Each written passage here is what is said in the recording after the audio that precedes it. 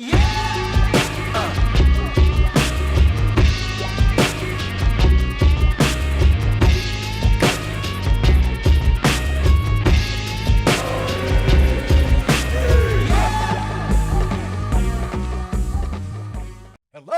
Philadelphia! I'm Bruce Buffer. It's time for the Anthony Gorgano Show!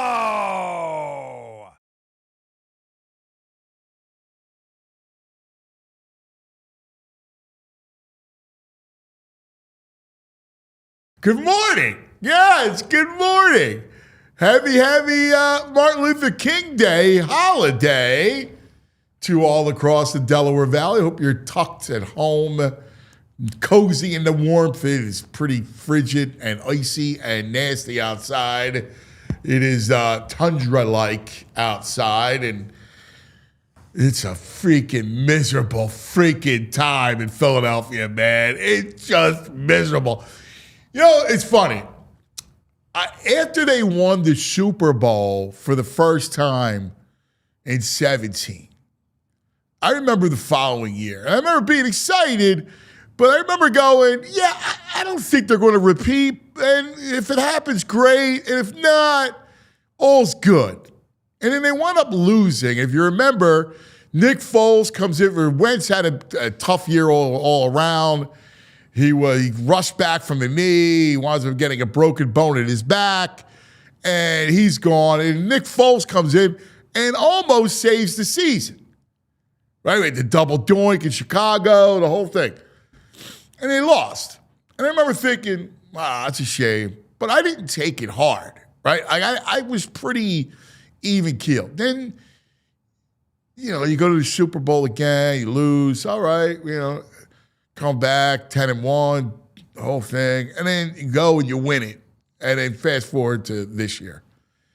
This weekend, I don't know what it was because it wasn't like that in the past, but this weekend was tough. I felt really, really bitter this weekend. Watching the rest of the NFL play and constantly thinking, oh my God, they couldn't beat this Niners team that got trounced 41-6. Like, they couldn't beat that team. Now, I know, the injuries mounted, and, listen, they were on borrowed time anyway, the Niners. But just watching all these games, Rams looking beatable. I was rooting for Caleb, but the Rams looking beatable. I mean, Seattle looked great, but, whatever. I mean, still Darnold. He didn't do anything in the game. They won because of their defense, got some turnovers. But Darnold didn't do anything. Threw for like 130 yards. Hey, AFC. I mean, Jared Stidham now has to start because of the Bo Nix thing.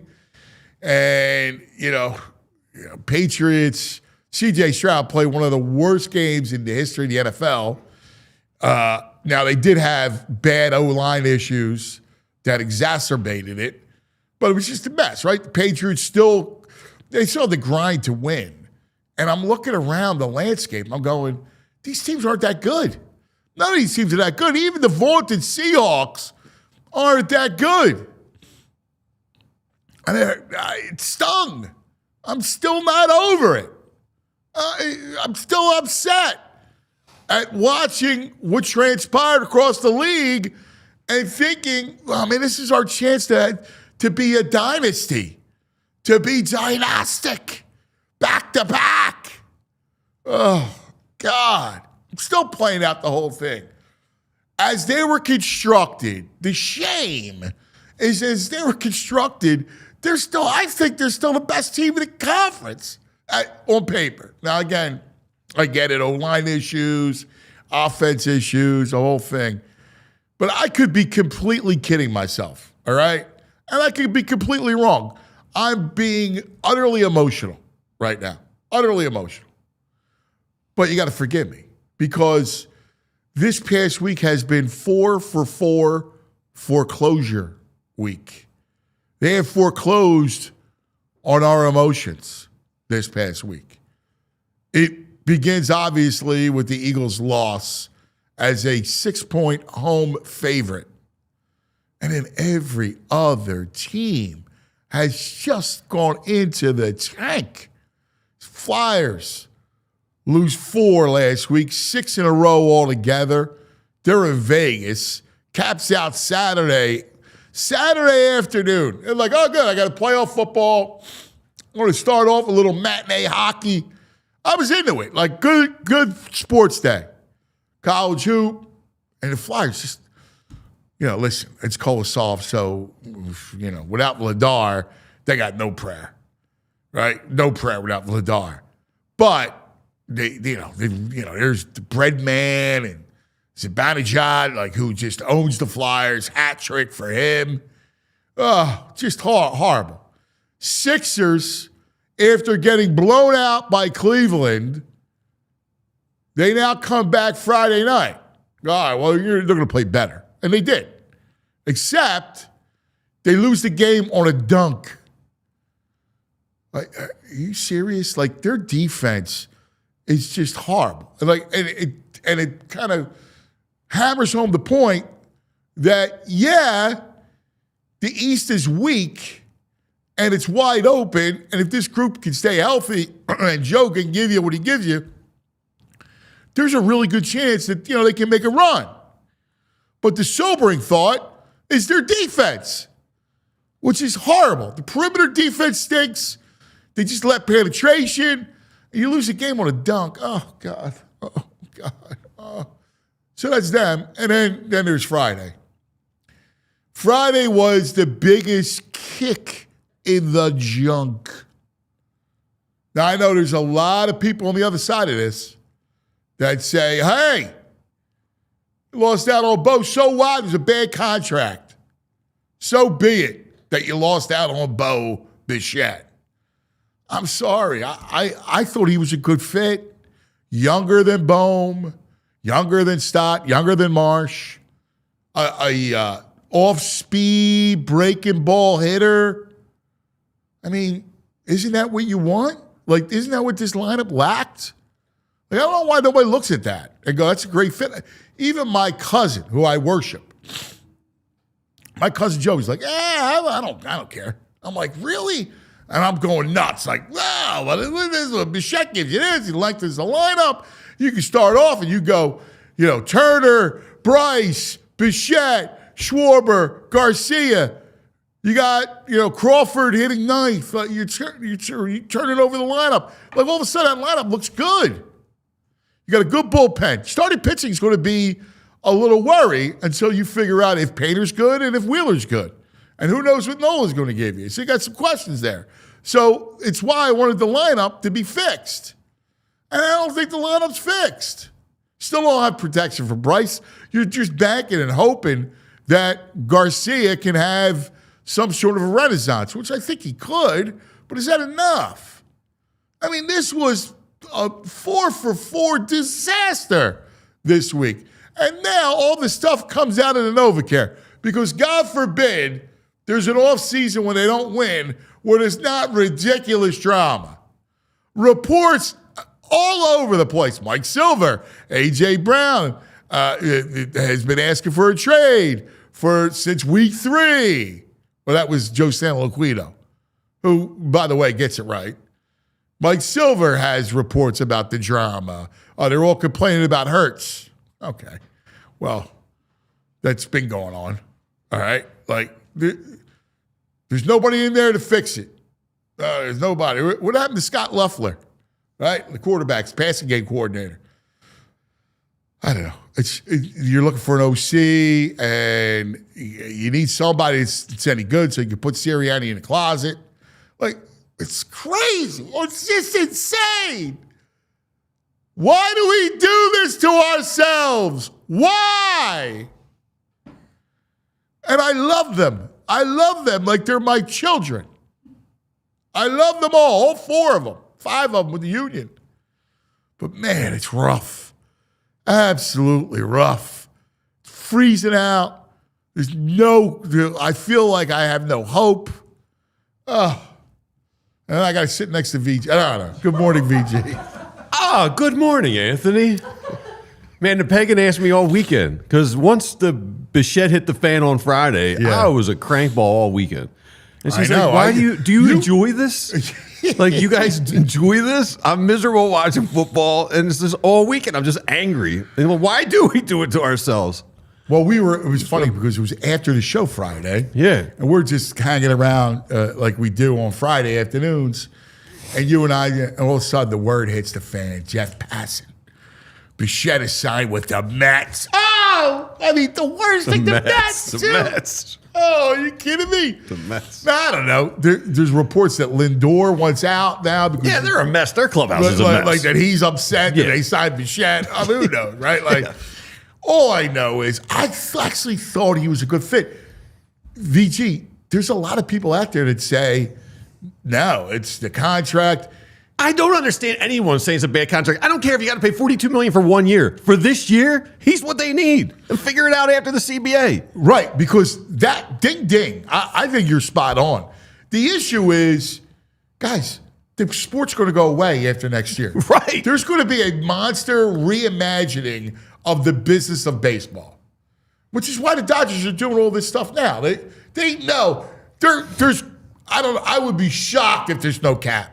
I mean, shocked. I think to save the sport, you got to have a cap. There's got to be a cap, and there's going to be a lockout. So, yeah, I mean, the caps, I almost feel like the league's doing it in a way so that other players get a little irritated and like, all right, maybe we need a cap because come May, we don't even have a chance to compete against the Dodgers. Like, there's no chance. Well, they're all going to be like, okay, like they want to be involved in this thing. They're not. The Players Association, trust me, I covered the strikes of yesteryear. Mm-hmm. I've been around that Players Association. Whoa. They are. I learned a great lesson about that. I had a source tell me. Now I was young. I was like 23, and I had a source tell me some little nugget, and I went a source close to the Players Association or source inside. I messed up the verbiage. It was my fault. It was a learning experience. Right. And, they just went after me. Really? Who's your source? Well, I'm like, well. Confiscating your phone? Yeah, I was like, no, it was close to it, not inside. Whatever. I had to be strong about it. You got men visiting you at night. But that Players Association is no joke. No, and they've been saving up for like 2-3 years now. They've been putting money away. Coffers, they know. Yeah, they know the lockout's coming. So they're going to be ready to go. So to your point, it's still about next year, this summer, this year. This is it. Yeah. And he's perfect. You couldn't create a better fit for what this lineup needs. Like, I know they needed more. Like, my cousins go, they don't have power. It's not they need contact. They need someone who doesn't strike out constantly in the playoffs. And someone who can hit a breaking ball. And to hit, that's it. They hit breaking ball and off speed stuff. Yes. And, it just makes the balance. You just go left, right. You're great. You guard yourself against a pen. Yeah, I'm as a 20-something year season ticket holder, I'm extremely angry. I'm disappointed. Middleton's got me feeling like we're the small market of the big market teams right now. He's got a small market mindset in this big, like the game's passed him by. He wants to spread these things out over 7-8 years so he can minimize his luxury tax impact. Well, guess what? There's some new players in town, and they don't care about the luxury tax. Steve Cohen does not give a crap. The Dodgers don't care about how much they pay in luxury tax. If you're going to compete with them, you're going to have the same mindset. We're bringing someone who doesn't bring in another billionaire who's got $10 billion and help you out. Get a cash injection. Like, I don't know if it's Middleton. Is it the other silent partners who don't want to pay the tax? Here's what I don't know. All right, forget the tax. Put that aside. I mean, but that's their whole thing. Okay, but put that aside for 1 second. They think they have a deal, right? And this is the one thing I don't know, and I'm trying to find out. But they think they have a deal. Like, as of midnight, early Friday morning, right? Thursday going into Friday. They think they got a deal. 7 years, $200 million. You want to go to that? Yeah, we're in. I mean, this is why I got to temper my Middleton thing. 7 years, $200 million. He's going to go, all right. Then all of a sudden the Mets get involved. Were the Phillies given a chance to match the Mets offer or surpass it? I would think not. I think the Mets come in and say, we're overpaying. We'll give you an opt-out every year. We don't care if this is a one-year deal. We think about, but you got to let us know now. And that's a baller move. I mean, Jimmy Stakes told us last week when we were talking about, he's like, the Dodgers are always lurking in the weeds. And you see the contracts are going out. Everyone's overpaid this year. Yeah. And you're coming in with a $28.5 million average valuation. That's not going to cut it in this landscape. I had a buddy of mine said to me, hey, that contract, all the opt-outs, it's a horrible contract. And I go, I agree, but why do people care? The sport isn't going to reimagine itself after next year. So who knows what happens in the fallout? It's about next year. So if it's just about this coming season, Bichette makes you better. Way better. And he injects some excitement and life into a fan base that has seen the same thing happen for the last 2 or 3 years, and we're tired of it. We have apathy right now. Yeah. It's like we want to go into, opening day. We want to go into it with some juice. Yes. Something new. And I think he's misreading the landscape of the fans right now. And now you can't not do anything. You've told all of us this lineup needs something, and we were going to get Bichette. And now we're just going to be cool? You're going to give us Harrison Bader again, and we're be like, all right, let's go. That doesn't fix it. No, you've told us there's an issue, but you needed Bichette. Like like I talked to a lot of like national people in our country, and they're like, "You guys are just, you guys basically calling us jackals, right?" And I go, "You don't understand. Like, there's a team. If not for the error, the throw, and Kirkering, blah blah blah blah, they're good. They are a good team, but are they good enough to beat the Dodgers?" They just told you no. no. I know it's baseball and anything can happen, but I don't know how they people, they're going to win 90-some games. Are they? Like, here's the truth of the matter. You got a third baseman who you've been trying to trade for years. Right. You got a left fielder who's still part of the team, but will be cut at some point when they realize there's no answers. So you bring in another $10 million player, hoping that he's the answer in Garcia. And the rest of the outfield is unknown. Crawford, I don't know what Crawford's going to give you. Right. And the other guys are what they are. We know what we're getting out of Marsh. You know what you are, right? Yeah. Exactly.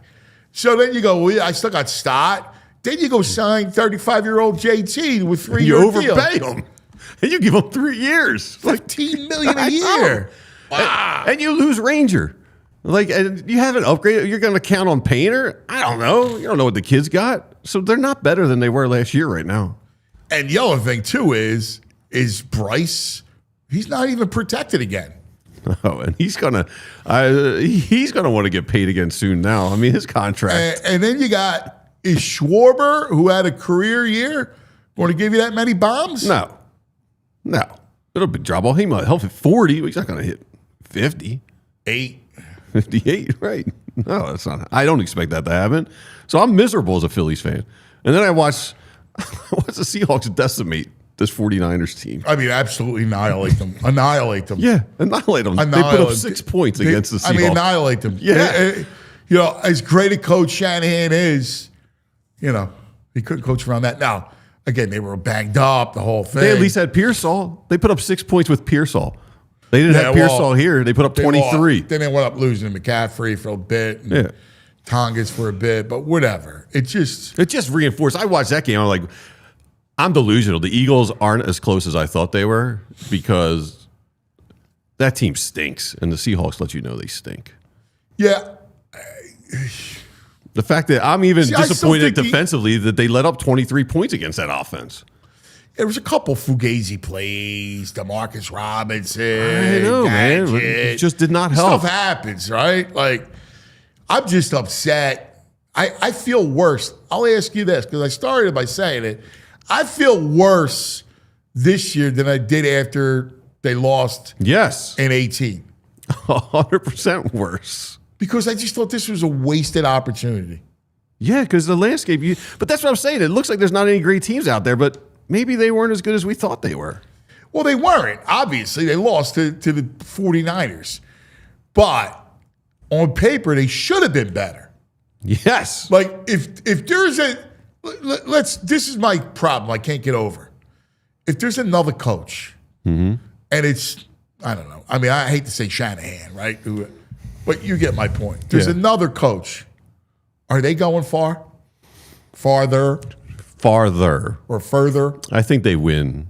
I think with a better offensive minds that they would have beaten the 49ers. And then you go, then we're into, just say they beat the 49ers. You got the Bears. Now, I don't know. Like the way the Bears got hot, I don't know. But just say they, right? Just say they got through and it's back to the championship game against the Seahawks.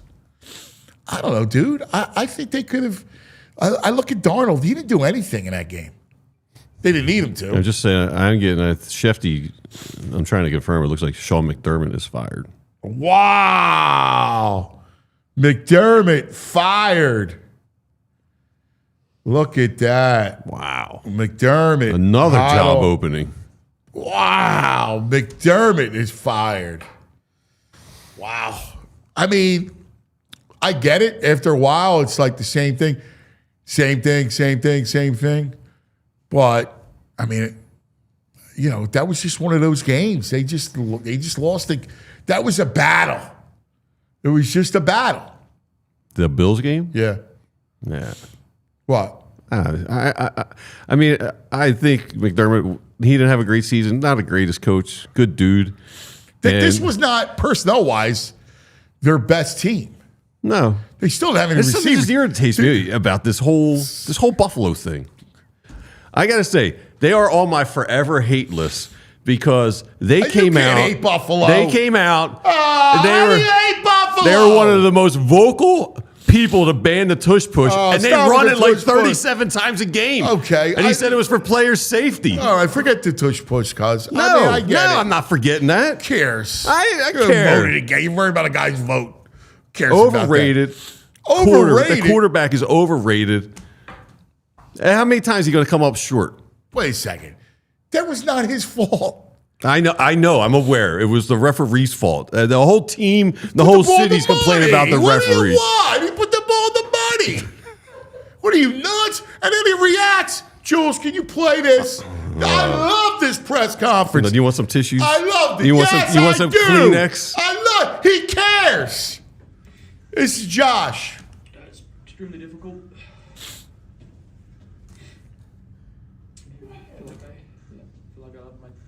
He doesn't have any tears coming down. I'm with you, man. Yes, it's not even a tear coming out. It's like a bad actor. I know. He's not a bad actor. Look, he's taking it to heart. The kid He cares. should be irritated and mad. He's upset. God forbid. Since when did Soy Boy doesn't have a heart? I'm out on Buffalo. Like, you know what? Tough guy. It's like we won the Super Bowl. We finally got past that velvet rope, and you're like, man, Buffalo's still out there. I feel for them. Nah, stay out there. I don't want them in our club. Stay out there. You're not a Super Bowl winner. You just stay out there. We're in the club now. You keep it. I mean, the Mafia, stay out there. The Bills Mafia. You're overrated quarter. You jump through a table again. I'm just over. I'm over them. Yeah, wow, you're Oh, great. Whoa. Fit Dad with a super chat for $50. I stand with VG. Hate the Bills. Ha, ha, ha, ha. Overrated. Crybaby Allen. McDermott got fired for a reason. Fit Dad on fire this morning. I knew Fit Dad. I knew everybody would agree with you. Because nobody's going to have any care about the Bills and Buffalo and their fans. I do. I love Allen. I don't care what anybody says. Damn. Man, that's wow. Fit Dad comes in with a 50 spot. 50 spot. That's that new book deal. He's got that new book out. Hey, don't forget, Fit Dad's got a book out. Yeah, dude. The Fit Dad. We got to get him in here to pump up his book. It's the database of dad jokes. Yeah, which is great. I subscribe to his channel. I subscribe. It's great stuff. It's just fabulous stuff. All right. Jay Tidwell crying emojis. That's my quarterback. Yeah, I know. There they go. You fit right in there. Everybody's old jackals. Yeah. Stay out of the club, Buffalo. There's no NFL care. Like, dude, sometimes if there's other quarterbacks who play like he plays sometimes. There's no empathy. And I'm irritated because if they played the Packers, they probably would have advanced. That was dumb. They needed that Packer game in the first round, the Eagles. You know, with me? They lost the game. They win the game. Dude, they play the starters. I was upset. They play the Packers. At least we get a second week out of it. I was upset they rested the starters. I told you. I hated that. I hated it. And everybody's like, no, see, it was a great idea. Yeah. Well, it was? Yeah, exactly. Right. Because they were so rested and the O-line played so well. Right. It makes me can't stand Sirianni, man. Because if he had half a brain, wasn't a freaking scarecrow, and had a freaking brain, they could be here today. If he was a truly an offensive guy, Right. they're in the NFC Championship. You think they beat the Rams? Yeah. Yes? You think they beat the Rams? You think that team looked beatable last night? Damn right they did. They were in overtime. Yeah. If Caleb, it's a shame because he bowled out. Dude, that throw Was the greatest. Falling back, He's running back 20 yards. and he throws a dime. Are you kidding? Did he? And listen, you can't say it's lucky. The kid's done it. Right. Time after time. Did it 8 times this year. Dude, Are you kidding me? I was at the bar. My buddy Sam. He's like, you're at the bar. You went to a bar on Sunday night. Only it's a holiday today. Only a psycho everybody's goes off to the today. bar on a Sunday night. The bars in were packed January. last night. Freezing. Freezing out. This freaking guy going to the bar. My buddy Sam says Caleb's a little Randall-esque at times. Randall Cunningham. All right. Seems a little bit. I love Caleb, man. I love the way. See, that's what happens. You get Ben Johnson coaching him. Wow, I don't know. Ben Johnson's coach and run backwards 20 yards and throw it up your back foot. Again, he's helped him as a quarterback. Yeah, he's gotten more confident. He's got immense, ridiculous ability to do that. Yeah. But beyond that, he's also helped him make. Look at his throws. His throws are just lasers. Dude, they are lasers. There's no weight to them at all. I feel bad he threw the pick because I was rooting for him. I wanted Chicago. The Iceman. It's a great nickname. Yes, it is. The Iceman. That's why it was the greatest nickname. I was rooting Chicago because I looked at the Bears and I went, guess what? I can get behind the Bears. Like, I look at the 4 teams now. Yes. I hate them all. I do. I hate them all. Denver, they got no chance anyway with Stidham. I hate New England, even though I like Vrabel and I like the Drake. I hate New England. Man, I can't root for that town. They came out in droves yesterday after the game. A pack of Patriot fans rolled into the bar with their jerseys on. Fans. What are they doing around here? The hell out of it. Go back to Boston. Oh, Big Farts chiming in. The Bills' love is sickening. They're losers. Yeah, Big Farts. My people coming out right now. Everybody, see, you're on the. I'm a man of the people. I'm a man of the people. On the majority. You're a majority. You're just like the mob. Yes. In ancient Rome. Yeah, give me a pitchfock. I'm out there with them. Like, yeah, that's the mob mentality. Yeah. You're a mob mentality guy. But I hate them all 4 of them. Hate Seattle. Hate that city. Dude, hate those people. I'm with you. I hate them. I hate Darnold. All right? You just look at him. You're like, how is he in an NFC Championship game? Hate them. I hate the Rams. All right, hate them. I kind of respect the Rams. Do I respect them? Yeah. Do I like them? I don't hate them. I hate them. I want nothing to do with the Rams. Hate them. I hate all 4 of his teams. I can't even enjoy the freaking last 2-3 games of the year. All right, just breathe. Bears. Breathe for a second. I would love to watch the Bears. Well, I would have been all Caleb'd up. Now, but tonight's a happy place. Yeah, this is my last football game. No, you're not watching. You're not watching the championship games or the Super Bowl. I can't say that. That's a lie. All right, I got to. Oh man, we are up against it. I got to take a break, and we got EJ coming up. We got a lot of good stuff.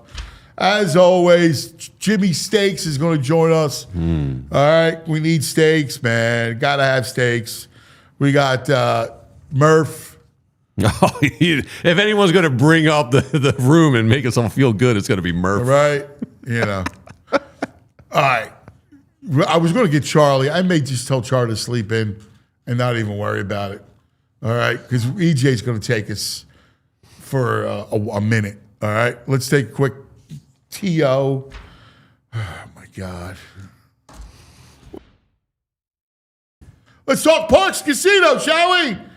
And the Bet Park Sportsbook online casino app. What do we got, VG? The lines. Got Patriots -5.5, and the Rams are getting 3. There was 2.5 at 8:30 this morning. I got now news for you. 3. Rams outright. The Rams will beat that team. They take the Rams to win by margin. Wrong team's favorite. I agree with you, but the I just Seahawks hate love. I hate the Seahawks. They're not that good. I'm telling you. They look better against that hapless Niners team. I like the Rams all day long. Give me the Rams. Scotty Sharp likes the Rams. They all like Toots likes the Rams.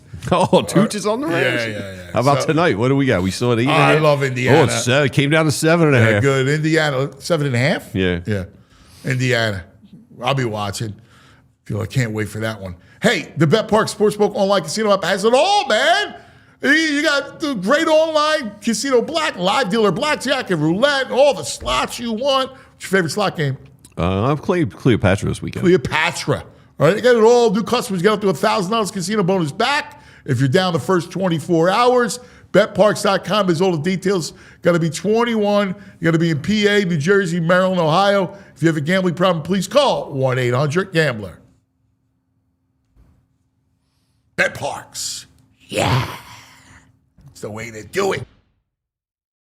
Every day, I stop and get my Wawa coffee. It's my favorite place. It's like 15 minutes where I see people, neighbors. Everybody's got a local Wawa. It's the way to start your day. It's also the way to fuel your day. How about this breakfast deal? The $5 big breakfast deal.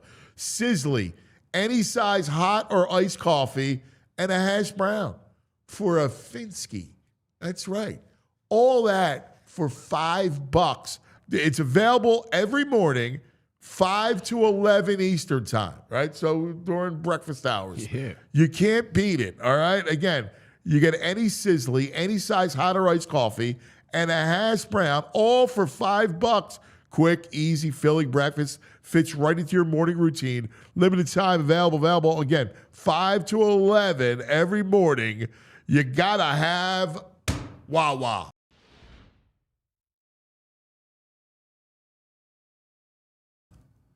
Wawa.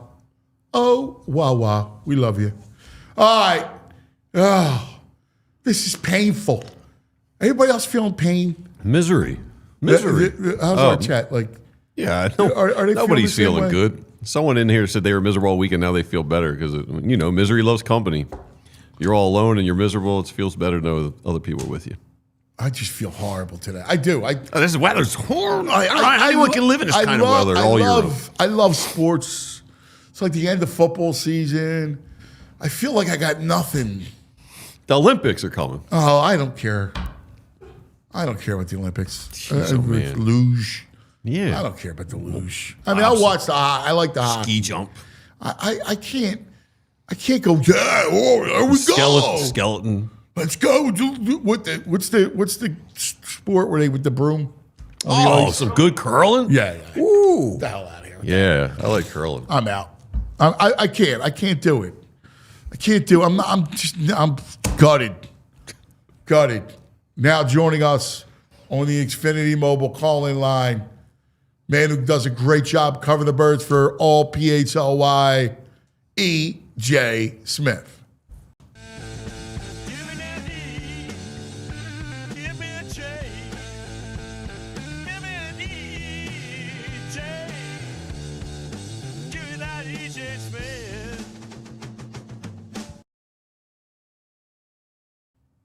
Hello, EJ.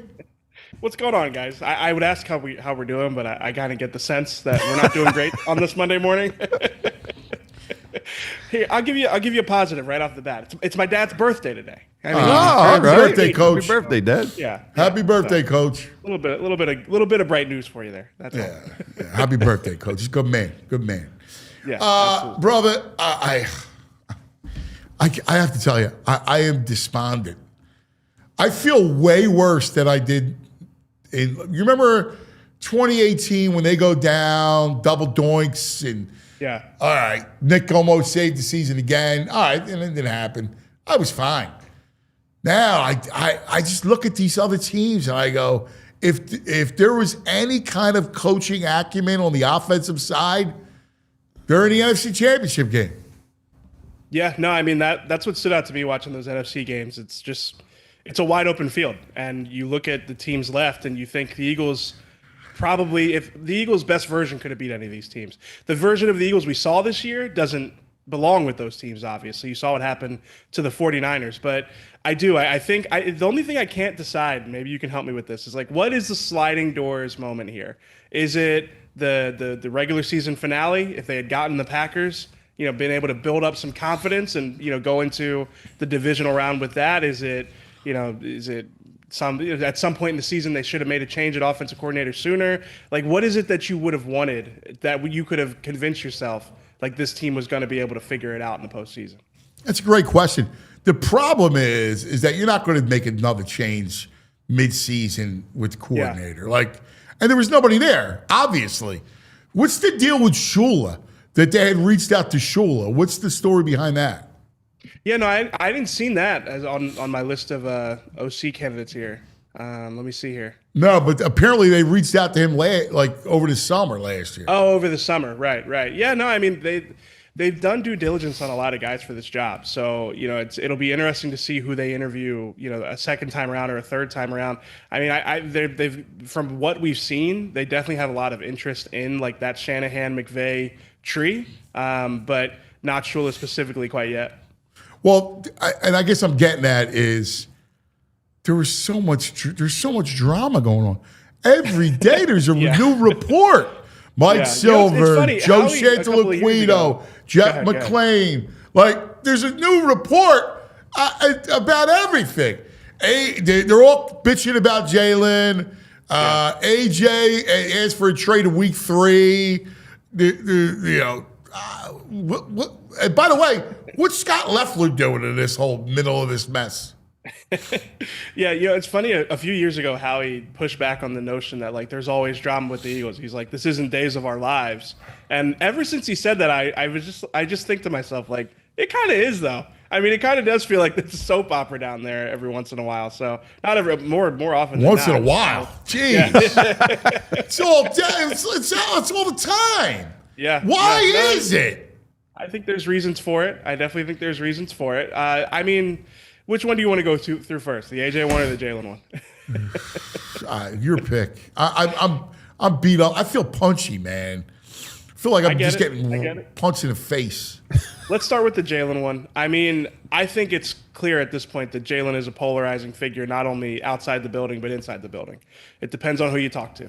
I had a story with Brandon Graham and Jordan Mailata's voices in it, and Saquon's voices, Devontae Smith, guys who, praised the way that Jalen was this year. Said he was more open with his teammates. He showed up to stuff more often, which has been an issue in the past, and I'm not going to sugarcoat that, him not being at teammates' events and not really being a part of the group, not one of the guys. So I think he's made strides there, but I mean, you saw the performance on the field, which I think is a source of frustration for a lot of people. And I mean, his demeanor is naturally polarizing. He's got a very, stoic personality. He's got, this Jordan air about him, and some people love it. You'll have people who can. Yeah, can we just stop? Can we stop with the Jordan thing? I covered Mike. He doesn't remind me of Jordan at all. I mean, listen, do I feel like he's like one? Yeah, that's great. But come on, man, stop with the. He's not Mike. Yeah, and it's funny because he's carried himself like this even before the championship, and that was always the one for me. It's like, Mike acted that way because he had 6 of them, and I think that's. But he didn't act this way. I mean, it was different, man. I mean, you can't compare him to Jordan. Like, I covered Michael Jordan. Like, it's way different. Mike, like, trust me, I could tell you chapter and verse and stuff with Jordan. Jordan was out, open with his, like, if you got Jordan, I could sit there. I got one-on-ones. I can't tell you how many times I sat with Mike. And I was a nobody, just some guy working for a suburban paper. But he liked the fact that I had like 3 earrings. That was it. It's good flex by you right there. I like that. No, I mean, listen, again, it depends on who you talk to in that building when you want to get insight on Jalen. There are fans of him and people who are clearly not fans of him. I still go back to like, what is the bottom line here? I mean, they've won with him. Is he perfect? Absolutely not. Does he have limitations that make it you need certain conditions to win with him? Of course, but I do think.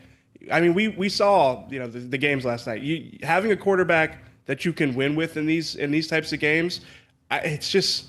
I don't think you should overlook it. I got one beef. Scary, right? Jalen's not my focus today, right? He's not. Sure. Yeah. But he's not making those throws. He's not attempting. No, yeah, Caleb. He's not We're both Caleb attempting guys. to make those throws. I watch guys make throws all weekend long, attempting. He wouldn't attempt. It's not about making it. It's about attempting it, and he's not doing that. And if you think so, you're not you, but I know the audience. Well, you're lying. He's not attempting those throws. No, I mean, especially not in those conditions. Some of the throws Caleb made last night. So I mean, and what's a little bit concerning is that even Stafford, even the interceptions. Sure, yeah. I'll take those interceptions. Yeah. Josh Allen, God forbid, because everybody now thinks he stinks. All that stuff. He's not I need you to go. That's the thing about Jordan. He was never afraid to shoot the shot. Yeah. Yeah, and the thing that's concerning is that Jalen, if you watch a couple of years ago, watch him play, he made those throws. He made hard throws more often. It seems like he's going in the wrong direction. Well, he's not moving. With some of these things. Yeah. Yeah, no, I mean, the not dynamic moving. stuff is less. He looks more like Stafford than Caleb Williams. Which can't happen. I mean, he's not that type of quarterback. So. My God. But he's not my focus. My focus is on the coach. That's my focus. Because Mr. Culture, Captain Culture, can't stop the drama, right? The soap opera that's out there all the time. But I thought Nick, Mr. CEO, was the greatest culture guy out there. Yet there's all this stuff bubbling on the inside. The drama's above and below him too, though. He's got the drama that surrounds him. I mean, I don't know. I feel like that's an organizational thing more than a Nick thing. Yeah, but if he's a culture, if he's the guy that makes the locker room impervious to that, then I go, you're Mr. CEO. Yeah, no, that's fair. That's fair. Because otherwise, what does he do? I mean, it's like Real Housewives down there. I know. Listen, I can now focus on stuff that I know about tackling. And special teams. Come on, bro. I mean, the special teams wasn't great last year either. Right. I mean, it depends on how you look at it. I mean, EJ, if they have anybody that understands offense a little bit down there, you're telling me they can't be here? No, I'm telling you the opposite. That was what stood out to me, is that if they could have figured this thing out offensively, it's a wide open field for them. There's not a team that the best version of the Eagles couldn't have beaten in this postseason run. That's what I can't get over. If they were just an average offense, they'd still be playing. 27 points. 24 even. Right. Yeah. All right, you want to do AJ next? Yeah. What's going on? There were a couple of cryptic retweets before the weekend started. I don't know. I'm not even getting into those. I don't like to do social media parsing if I don't have to. But listen, I can't confirm that AJ requested a trade, but based off my conversations with him over the season, it wouldn't surprise me. I mean, he said to me midway through the year, he's starting not to care anymore, right? And at the time, it was pretty clear that he was starting to, or he was. His frustration had boiled over, and I think you saw it in his play. Okay, let's back up for a second. It's middle of the season. I don't care anymore. He makes that stupid remark about, I thought I'd feel better after winning the Super Bowl. Come on, dude. You win the Super Bowl. Stop mitigating it. That drives me insane. Yeah. I'm an AJ man, but another one. You completely derail your quarterback, and you expect stuff to change? What? How smart is that? Yeah, and really, especially as it progressed, there were the times where obviously the missed opportunity against the Broncos, where it was an effort thing that really cost the team and cost the offense. So I don't know how. I mean, I can't tell you for certain how this will end, but I do think there's going to be a world where all sides are happy with moving on this offseason. I think. How do you navigate that with the cap? Because we've heard about this cap situation. It sounds like it's going to be a big dent. Yeah, my guess is it's a post-June 1 designation. You spread it over 2 years, and then you spin it where you free up money in future years that helps you pay the defensive guys. I think there's at least a path forward where you can make it work that way. Post June 1, though, I mean, everyone's drafted the wide receivers. It kind of limits No, who you can make the trade and you can designate it. So Oh, it goes okay. through. Yeah, Gotcha. you can agree to it and everything else, and it just won't go through officially until post June 1. All right. So how come Captain Culture can't satiate AJ? I got no good answer for you. I mean, listen, AJ's tough. He's complicated. And him and Nick, you would have heard that they had a good relationship until the sideline thing in the playoff game. So, I mean, listen, that to me, the sideline in exchange with AJ was like the lasting image of the shortcomings of Nick this year, in my opinion. Because you're right. If you're going to be the culture guy, if you're going to be the culture setter, you can't have that stuff on the sideline. We know that Jeffrey Lurie's not a fan of that stuff. We've seen it enough times to know that is something that he's spoken about needing to grow from, and that's just like, again, and I can tell you, like, players, not all the players were a fan of that. You know, the way that he reacted to AJ there. So I mean, that is a fair criticism of Nick, the sideline stuff and the way that, I mean, really just that being the last thing we saw with him and AJ. Yeah, listen, I'm like half joking to that because I'm so despondent. Yeah. But what really kills me about Sirianni again is it's the offense. Like, people go, you have to stop looking at it like he came from the offensive side of the ball. How do I do that? Okay, well then every one of his decisions, when it's his decision about the offense, is wrong. Except, all right, I guess Steichen, he brought Steichen in. But when he hired the OC 2 years ago, disaster. And when he hired the OC last year, or this year, disaster. And he can't step in. Like, that's a huge problem if you come from that side of the ball and can't fix it. I'm sorry. You got to be able to fix it. It's an underrated part of being a head coach. You know, you look at Sean McVay and Kyle Shanahan, they've developed coaches, they've brought coaches up through the ranks.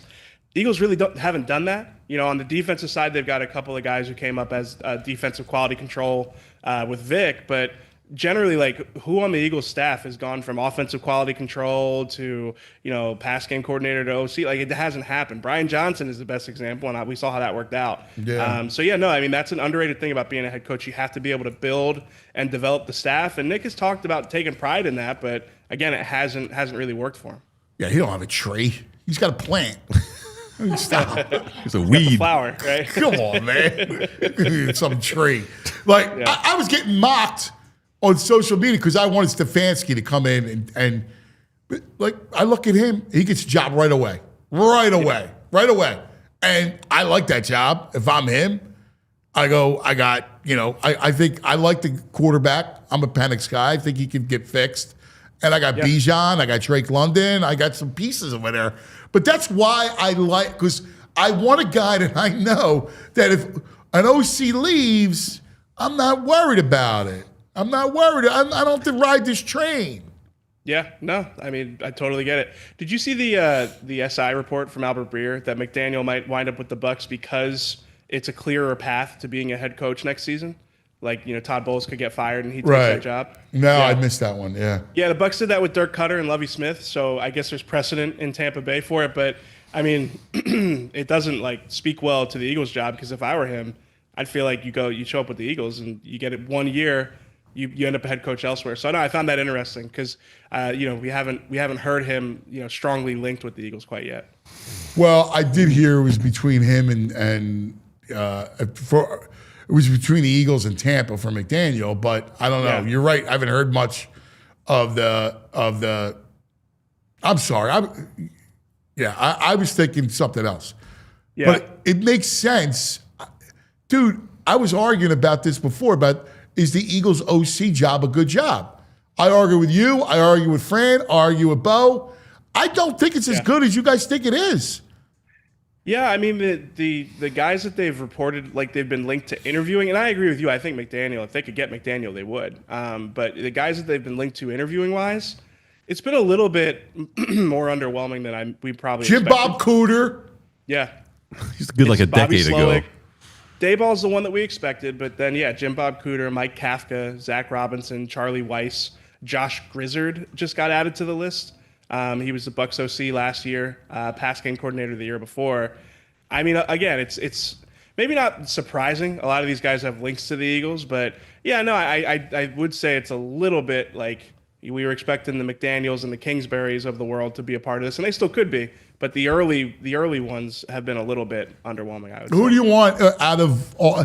Like, I hear good stuff about Kafka, and obviously he was in the building as a backup, and Andy likes him, and I don't know. Slowick, you brought up, Slowick is interesting. Bo made this point on the show last week. Like, Slowick kind of reminds us of, like, not stylistically, but just where he's at in his career, of Shane Steichen. Like, he's got play calling experience. When Shane got to the Eagles, it was like he wasn't viewed as an innovator or cutting edge play caller. He had experience, and he had been around, and he was waiting for the next opportunity.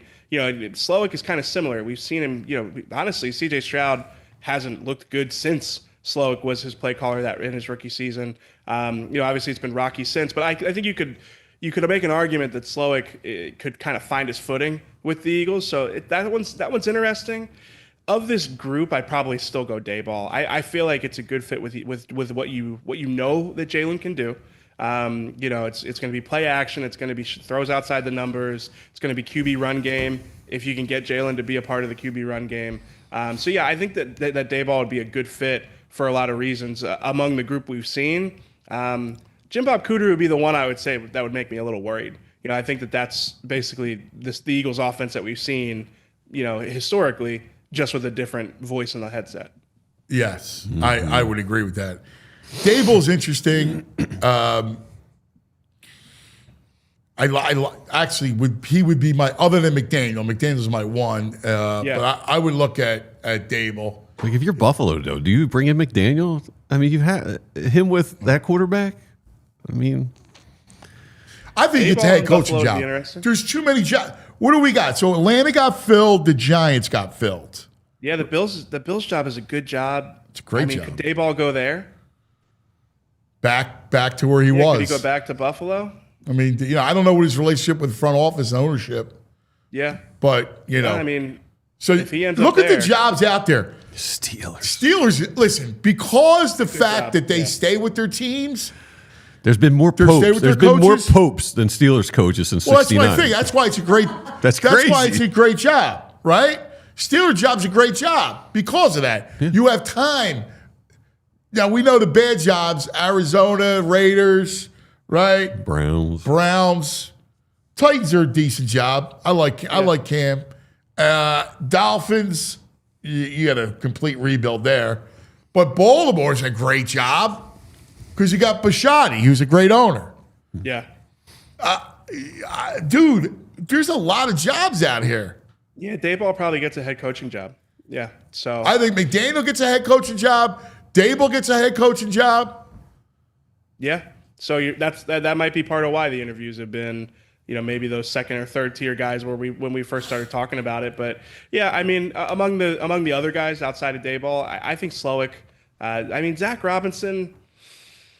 I don't think you're going to have like an elite offense with him. It's pistol heavy. It's a lot of outside zone. It'd be interesting to see Saquon in an offense like that. But I don't know that I don't know how Jalen would feel about that type of offense. Are we clearly this was a year which they could have repeated. I still believe that they had the ability. They just didn't have the execution to repeat. They had the talent to repeat. Where is it at now? Is the window as open as it was, or is the window closing? And how fast is the window closing? Yeah, I would say that you don't have rosters quite as dominant as the Eagles roster was last season very often. Obviously we've seen what Howie can do in an offseason, and maybe in the summer we're talking about this team being, the best, the most talented in the NFC once again, but I don't think that that's a guarantee. So I do think that in that regard, it is closing slightly. I think they'll still be a contender next year. It's just there are a lot of questions, like Lane Johnson. Among them. Yeah, well, it's not a given that they're going to be top of the conference next year. Look, think about it, right? This is what scares me, and this is why my attitude's shaky right now, and. On the offensive side of the ball, you just told me that they're going to trade AJ. All right, so now no AJ. So whatever you want to say, it's not like AJ leaving is good. Like, it's a positive. Like, it's not a positive. You got Goddard, who probably won't be back, right? Right. Yeah, I expect somebody to overpay for him in the market. I don't think the Eagles would do it. Right? So you're going to need WR2, because let's say Devontae's the 1. Yeah. TE1. We don't know about Lane. There's a lot of Lane. What are you hearing? Yeah, I still think it's like 50-50 with Lane. I mean, I think that there's some like human stuff that, it would be pulling him toward retirement, but I think he probably I mean, if it were just up to him, I think he probably plays. Plus the money, plus the money. Like, guys, you talked to VG about that. I've had these conversations with BG, a lot of players, that, one more check. It's always one more check. Yeah. One more check, because they're like, those are big, it's big numbers, man. Yeah, absolutely. That you need. Yeah, so, I mean, again, I don't have a great sense either way. I really think, but I do think the sense I have is that it's closer to 50-50 than maybe you'd think it would be, given the way that this year ended and given the fact that Lane's still playing at a high level. I just think there's other factors at play there. All right, Jurgensen Dickerson. I feel like you need an interior lineman. You need a third starter in that rotation. You need to have one guy that you feel really good about. If you need him to play 15 games next year, you feel good about it. You can't go into next season, no offense to Brett Toth, but you can't go into next season thinking, well, yeah, there's a chance Brett Toth might end up playing 15, 16 games for us. I think they got to draft somebody there. Yes. So, right. So, we're another O-line. All right. So, we agree there. You need a backup. You need a TE2. And you need a WR3. No? Yeah, because Dotson's on the way out. And I mean, I'd be shocked if the Eagles brought Dotson back, So, there's a lot of work to do on that side of the ball. I think they're going to have to get younger. It's going to be a heavy offensive draft. And then, it's just going to be about retaining people on defense. I mean, they've got Reed coming up. Obviously, they're probably going to want to extend some of those guys on the defensive line. Nakobe's coming out in free agency. I'd be surprised if he came back. It's going to be a different group, but really offensively, they got some legitimate question marks to sort out there. And that doesn't even include the quarterback, who is a question. Yeah. Like, what is he going forward? That's a question. It's not like I go, I got pick any of the quarterbacks that are there. Like Lamar, there's questions around Lamar. There's questions around Burrow, right? But you still kind of go, all right, I know what kind of play I'm going to get from these guys. Sure. What am I going to get from Jalen? He was not good. Yeah, no, I mean, I think we'll get our answer when we know who the OC is, or at least we'll have a better sense. If it's a shaky OC hire, I don't feel great about it. I think it's going to be another season of talking about first year with this new play caller, different cook in the kitchen, all of those different things. If they get this hire right, I mean, that's why we talked about it last week when we agreed, like they have to hire the best candidate they can get. They can't focus on, only having a one and done OC, because honestly, a lot hinges on next season, especially for the quarterback and the head coach. I mean, let's just call it like both of them. Again, Howie's blown out coaching quarterback before, right? Yeah. Peterson, Wentz, we saw it before. So, if next year is not a great year, or it ends with the arrow pointing down, both are gone. I mean, I feel confident saying that. Yeah, no, I mean, listen, we've seen Jeffrey Lurie's track record with this. He's been aggressive, impatient, whatever words you want to use. I mean, even with Howie, when Chip was there, so I don't think he's not the type of owner that gives guys years and years of underperformance. So I think, there's urgency next year for those guys. Can I ask you guys, because the Charlie Weiss name has popped up this weekend with reports that the Eagles reached out to him during the season. Are you a fan of him, man? Because I don't really know much about him as an offense coordinator. Yeah, he's good. Yeah, He's sharp. He got great things out of Jackson Dart.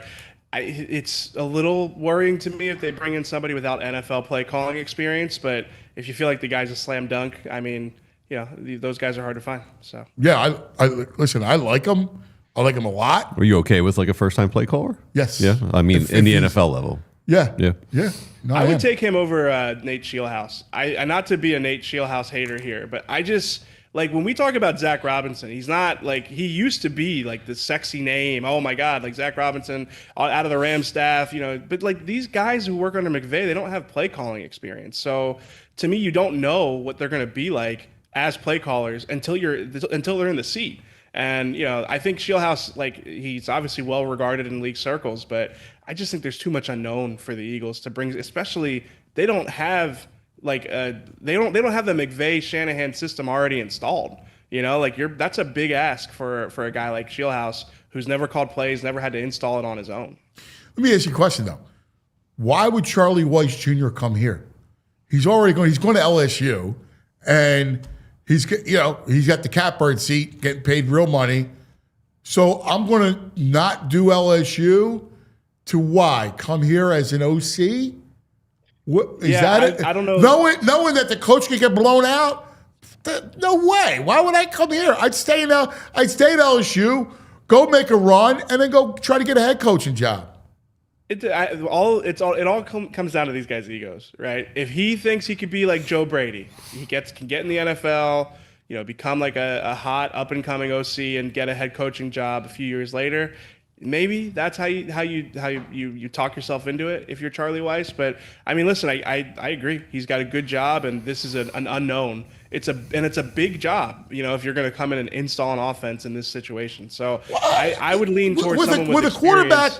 With a quarterback that you don't know that you can get a lot out of. Like you don't know what you can get out of the quarterback. You don't know. You're not going to have A.J. Brown.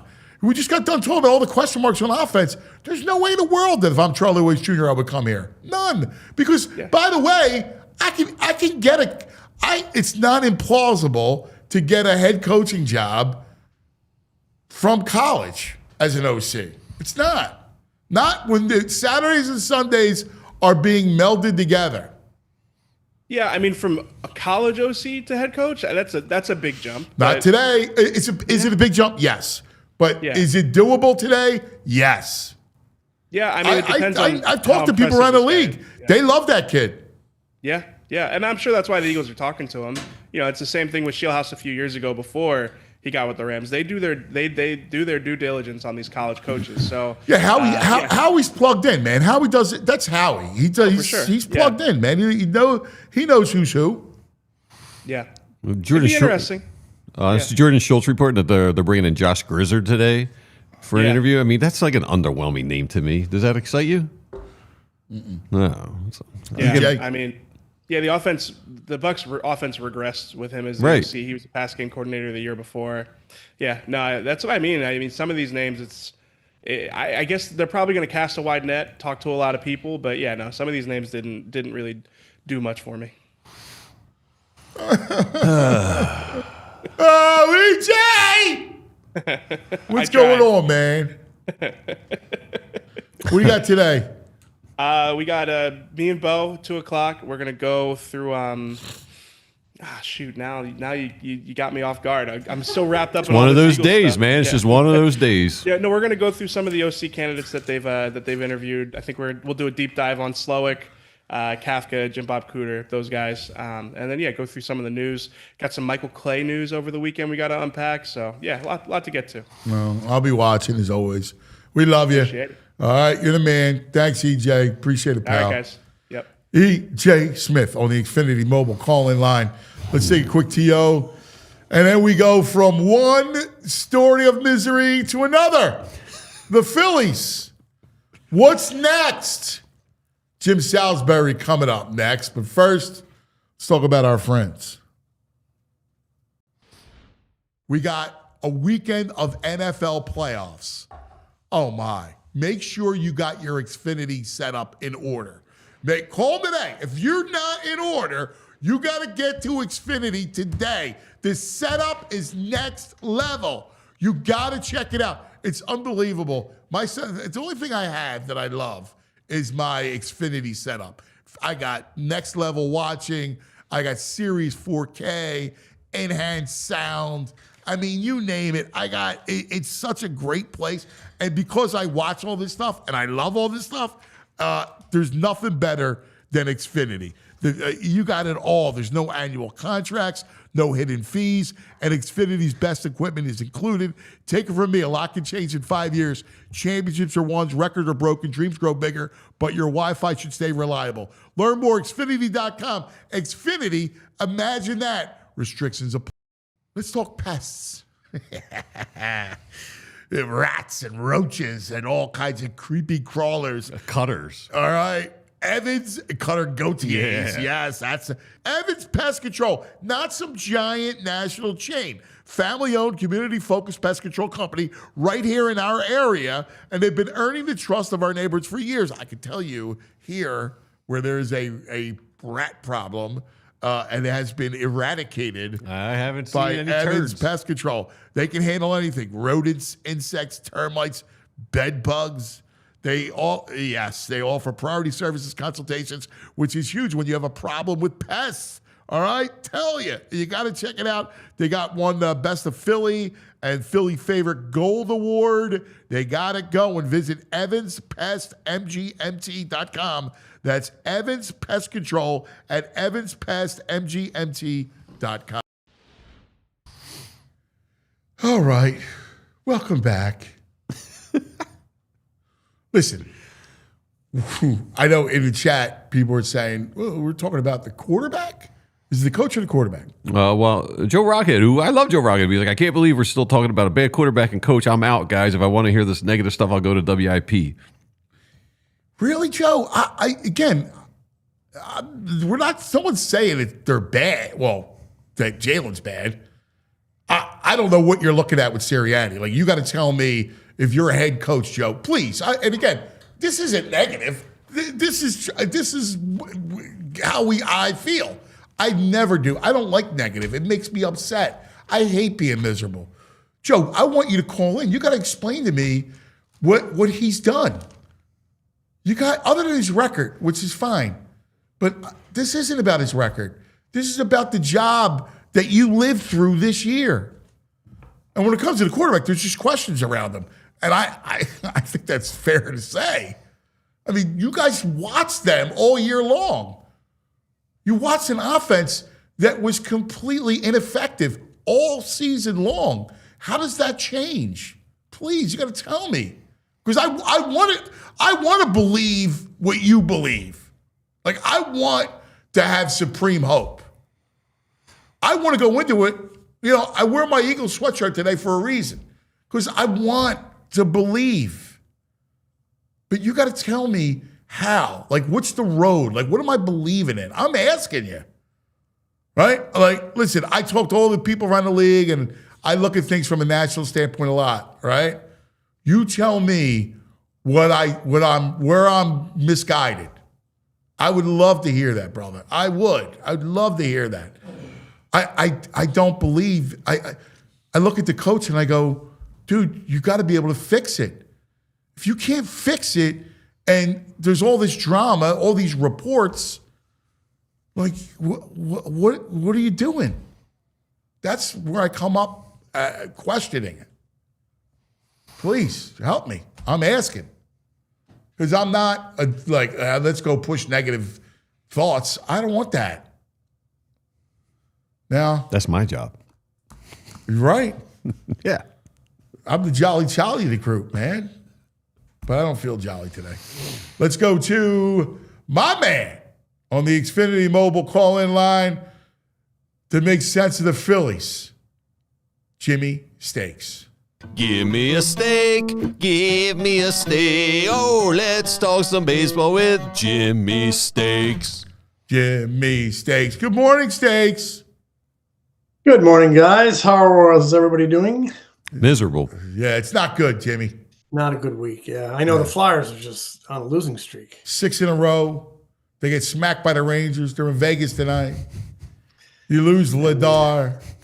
Sixers can't win. They get smacked by the Cavs, and then they play no defense. And so, Jim, the Bichette thing is one of those right in the gigi. Oh yeah, uppercut, right in the big roundhouse in the ribs. Yeah, it's a little lower. Yeah, it was really disappointing. I kind of dipped my toe into all this kind of cautiously at the beginning. And then, on Thursday night, I really sensed like confidence that they were probably going to get this thing done. And they were sensing confidence and feeling good. And then this chain of events, Tucker, who the Mets had been pursuing and had $50 million earmarked for, he goes to the Dodgers, and the Mets immediately pivot with a huge bag full of money on a short-term deal to Bo Bichette, a deal he can't say no to. I mean, it's really $47 million when you think about it for 1 year with the buyout, because he's got that, quick 1 year opt-out. And then he can go back out on the free agent market at 28 years old and make another score. It's hard for him to say no to that. But you're right. It was a shot to the solar plexus for the Phillies.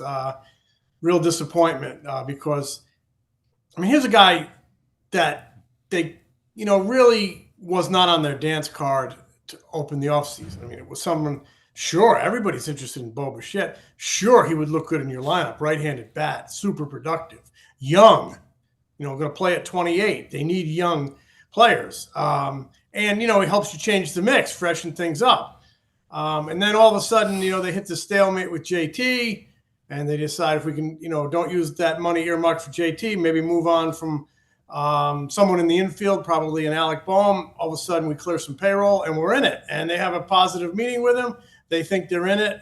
And then they get cut off at the pass by the Mets. It was an unexpected flirtation that, I think they did more than, blow in each other's ear. I think they, you know what I mean? They really thought there was going to be a chance, and then they were jilted at the altar.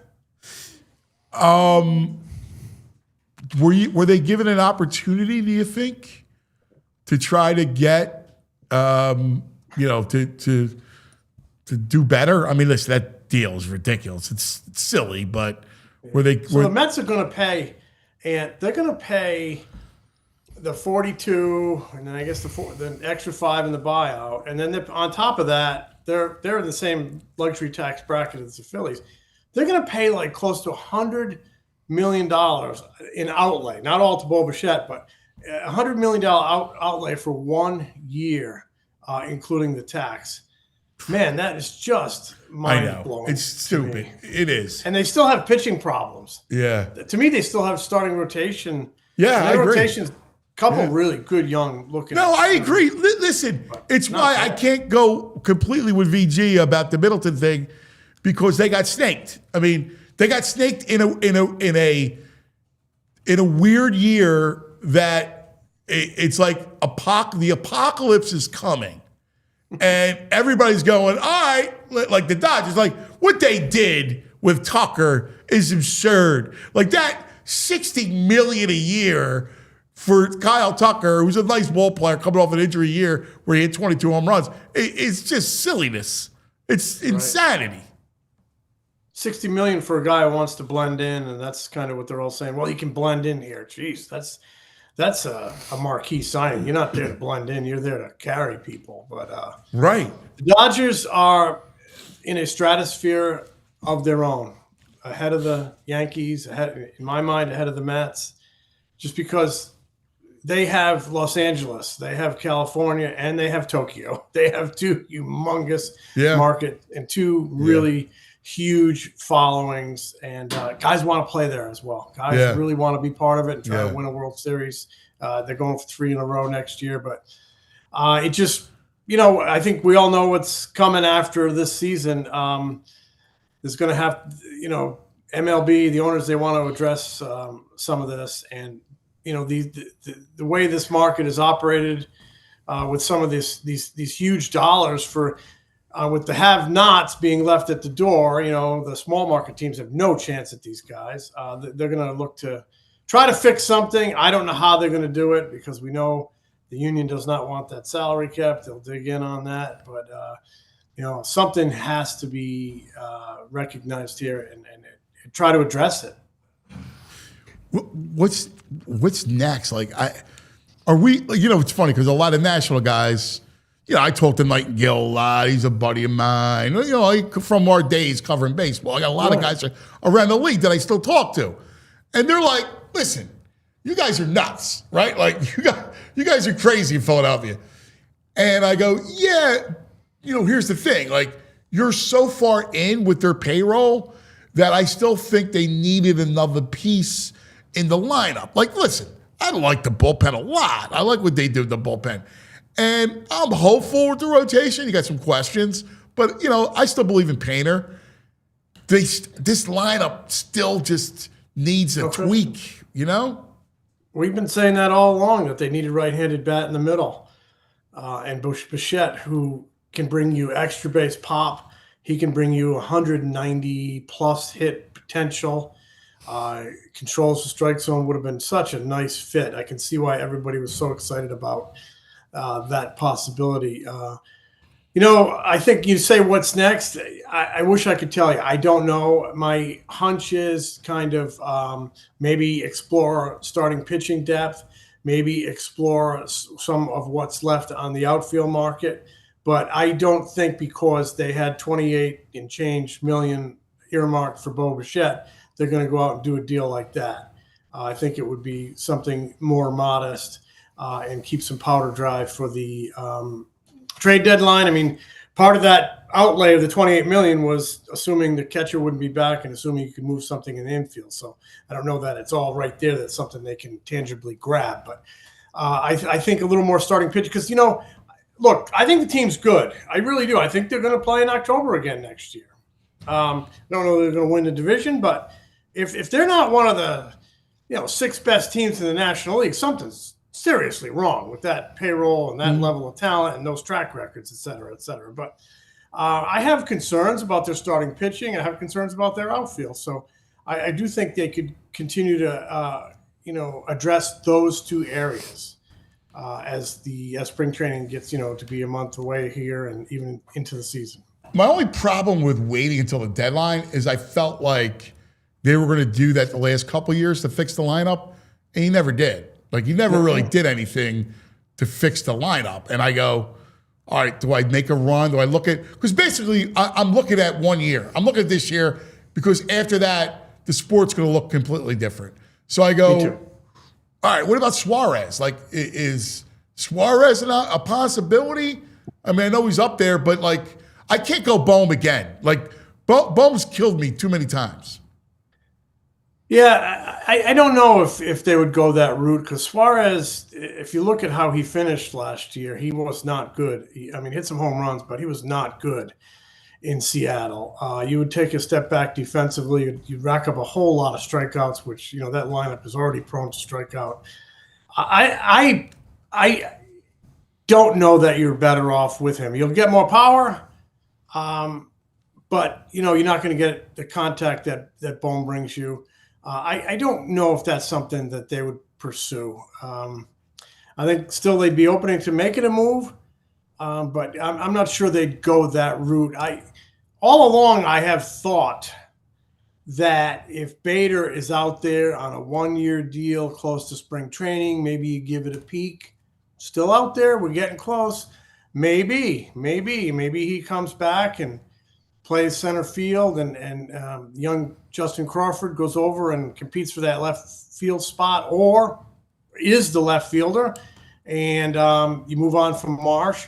I think, you know, I'm not sure that's something they would pursue, but they had interest in Bader on a 1-year deal, and he's still out there. So maybe that could be something they would look at. I like some of the back-end starters that are still out there. I like Chris Bassett, pitcher. You know, I don't know what he's looking for. I'm sure it's a pretty good score, but I'd keep an eye on that. There's some good names up there. There's Chris Bassett's name. Arise, I think, just signed. Nick Martinez. I mean, you know, so there's some names on there that certainly would interest me. I think Zach Gallen obviously would be a pretty good story, but I think he's looking for maybe more than the Phillies can do. So we'll see. I don't think they're done for the winter. Dombrowski usually keeps churning and churning and churning. I think the Bichette thing was kind of, what we've seen from the Phillies before. They have, a plan, but if there's an opportunity that comes along unexpectedly and it is a good fit, they're willing to push things. And that's the way I look at it with Bichette. And unfortunately, those Mets, beat him in the corner and threw an elbow in their teeth. Can they actually compete for free agents, though, in this landscape with the way they like to do things, where they like to stretch out the contracts, get the lower annual average? And I read somewhere where the GM was like, if they, with that attitude and approach, they're always going to finish third trying to get these top-end free agents. Are they not reading the landscape right, where you have to overpay, you have to give opt-outs? Because I think Mattingly said that they don't do opt-outs, but everyone else is, like the main competitors are doing the opt-outs. Can they be competitive in this landscape the way it is right now with their the way they like to do things? It depends on, I think, the player's makeup. Some guys, see a guarantee of $200 million and they want to take it. Some guys see, a guarantee of $126 million and they don't think that's enough. But you're betting on yourself in that opt-out. And you also have some security because the team takes all the risk. So, yeah, in this climate, if you want to compete for those elite guys, you might have to start considering it. I personally hate opt-outs. I think the team takes all the risk, and then you risk the guy walking away. But opt-out where the Phillies are right now, going into 26, might make a lot of sense because so much rides on 26. You have an aging roster, right? You have a high payroll. You have this absolute desperation to win one. Maybe you take a shot on a guy or two on a one-year deal and see if they can get you over the hump, and then if they walk away, you're like, okay, thanks, you got us over the hump. So, yeah, I do think it's something they're going to have to consider, even though I think there's a general distaste for them in the organization. There has been for a while, but not all teams are doing those, but some of your upper echelon teams are doing them. Obviously, the Red Sox just lost Bregman on a walk away. It happens. So it's something most of your big market teams are giving. And I think they're going to have a long conversation about possibly doing them in the future. Yeah. The only thing is, I do think it's a moot point because after this will be the last year of that stuff because there's going to be some firm rules. The sport's going to change the way it does. It has to. You can't keep going down this road. So after the stoppage, there's going to be a whole new way of doing things. You would think there's going to be some serious changes, but I don't know what those serious changes are. My only point is, hey, listen, what we're talking about now, this is a one-time. It's over after this period. Like, there's going to be a different change. What that is, nobody knows. So, to VG's question, does it really matter? Like, something's going to change now anyway. Yeah, I don't know how it's going to work out. They're going to shoot for that cap, but with the cap would come a floor. You're going to have to spend a certain amount of money, and if you don't, there's going to be penalties there. So, yeah. It's going to be very interesting to see how they fix things because, to me, I don't think either side has an appetite for a big shutdown here because there's a lot of money. Right, there's a ton of money, and look at the ratings on the World Series last year. This is a great time for baseball. Right. To come in and just nuke it would be just terrible. It would.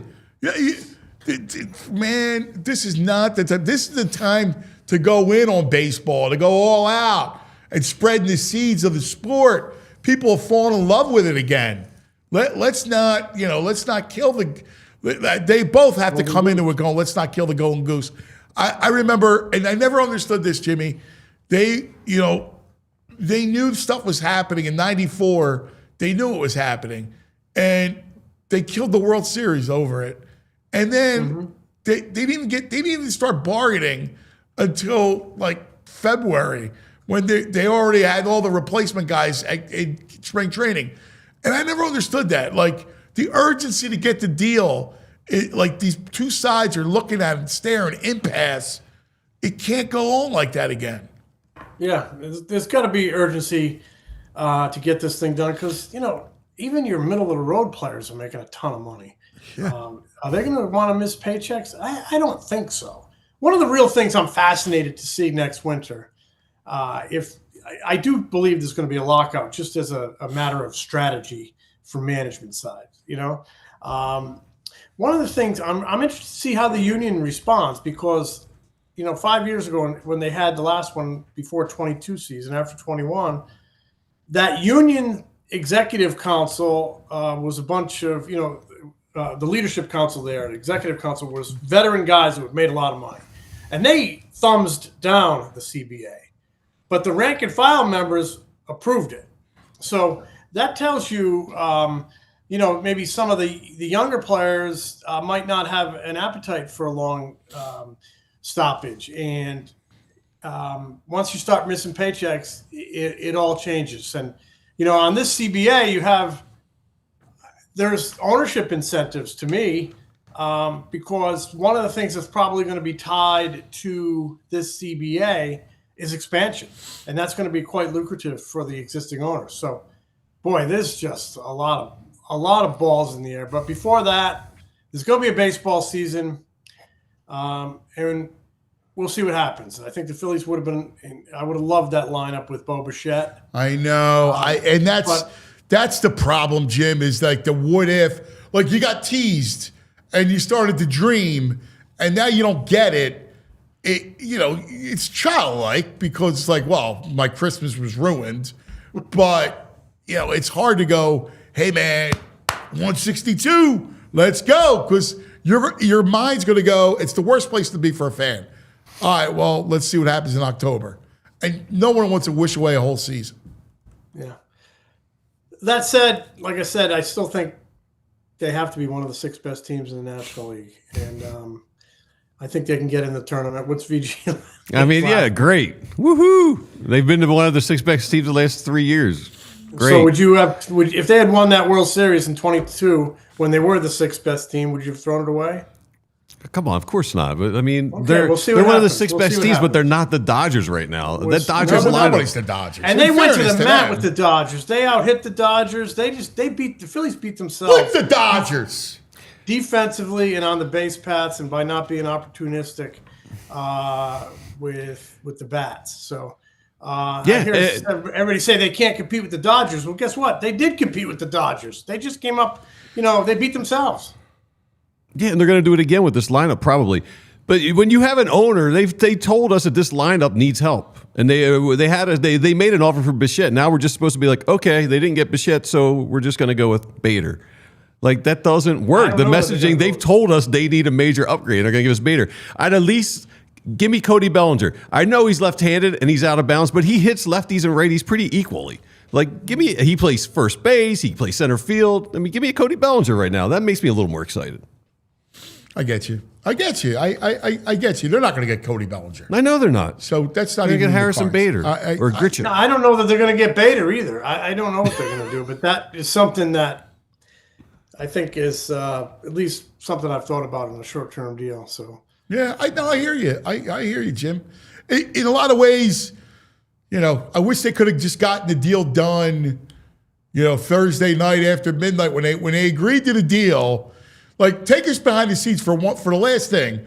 Like, is there a way you go, hey man, like, let's get this deal done. Take it right now. Yeah, I know Bob Nightingale reported they agreed. I haven't heard that from anyone else. Like, I think there was optimism, but I don't know that there was a handshake or a verbal. Have you talked to Bob? Yeah, And he said it was agreed upon. If that's the case, to me, it's a whole different can of worms. It's a whole different. Now you're talking honor, right? And I ain't doing. And business I can't blame the Phillies if they thought they had a deal and they got backdoored by the Mets. It's not. So I haven't heard there's been from any other source that there was an agreement. Yeah. That is a deal changer for me. If somebody walked away from an agreement, I think there was optimism, right? And the Mets, they had a bag full of money left over from Tucker, and they said, "Okay, we need a hitter. We're going to get you. So you want it?" And he took it. Did Lindor, I guess, is upset now? I didn't see that. Is he? Imagine that. Yeah. What's he upset about?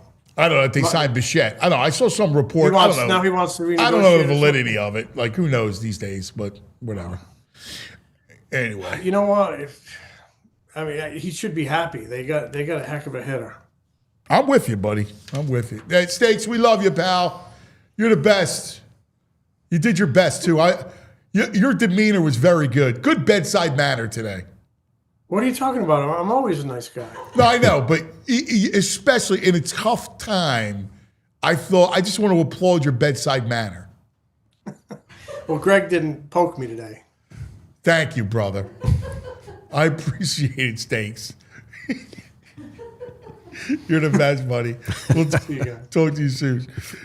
Jimmy Stakes. His bedside manner was good, right? Yeah, but giving me they're still going to be one of the top 6 teams doesn't do anything for me. It's true. I mean, listen, I don't know what to say. I'm gutted like you too, buddy. You know. Let's see what the World Series odds are right now. Did Rocket give me anything? I think he left us. I don't know. He left? I don't know. Joe Rocket, you still in there? Oh, Rock. I don't want. I want you to give me some help. I need the chat to help me, man. Yeah. Like, you can email Julia at allphly. We'll set it up for tomorrow. We'll do Get in caller there, day. yeah. All right, we got to take care of some business, shall we? Let's talk about the BetPark Sportsbook online casino app. Get some skin in the game. Live betting makes watching the game that much more fun. Tonight, Canes and Indiana. Indiana, 7.5. Totals 47. Also, MLK Day today. Big hoop day. Sixers, all right, in action. Right? They got good stuff going on, man. Minus 8.5. 8.5, the Sixers. Come on, man. 6 in line. Maxi's got to go off tonight. But you can bet on touchdown scores, individual player performances, passing, rushing, you name it. BetParks has great offer for new customers for the new year. Get up to $1,000 casino bonus back if you're down in the first 24 hours. Yeah, and an additional $50 casino bonus. Triple cash eruption, the hot slot game. How about that? BetPark's the only app that will recommend sports, classic casino games like craps, roulette, blackjack, hot online slots. You name it, man. You got to be 21 in PA, New Jersey, Maryland, or Michigan. BetParks.com has all the details. Gambling problem? Call 1-800-GAMBLER. Now, let's talk about Rothman. Whether it's a sore knee, a stiff shoulder, nagging back pain, Rothman Orthopedics is here to help you get back to what you do and do what you love. Their team of specialists treat all kinds of orthopedic issues, from everyday strains to long-term joint pain, with care that's efficient, effective, and close to home. So I've been lifting with the boys, right? Now today I'm sore as a mother, right? Saturday, Sunday. But my elbow joints, I got to go see Rothman, man. I'm trying to keep up with Anthony. Not a good idea. Like, this is like sobering when your 16-year-old is just throwing weight up, and I'm trying to match him, and he's like, it's okay, Daddy. Like, you just do 8. Oh, man. That's not good. Schedule your appointment with Rothman today. They got the greatest doctors out there, all right? RothmanOrtho.com/PHLY. Rothman Orthopedics. Your mobility, our mission. That's right. Rothman. Yeah, dude. We go to the gym. Yeah. So I'm in between. He's got to now. love it. Oh, yeah? Yeah. Plus, he's got another spurt. Oh, yeah. I'm starting to feel little. I'm like, oh, man. Like, I want him to. Like, at Massimo, it's getting close. Yeah. So Massimo, because he surpassed his mom, and now he's eyeing me up. You don't try and keep up with him on the leg presses and stuff, do you? The squats, Anthony? No. Yeah. No, he's a beast with his leg. Like, listen, he's a football player, so you need that. Yeah. You need that. So, no, but benching, curls, try stuff. Plus our You incline guys a bunch of presses. meats at the gym. You guys throwing weights down, banging them and stuff. No. Moss into it. Yeah. Moss is ripped up. Yeah. I was like, damn, man. Like, I go, dude, let me see your bicep. And like, you don't have a shred of fat on him. Yeah. And he's just ripped. I go, dude, ripped in 7th grade, man. I like it.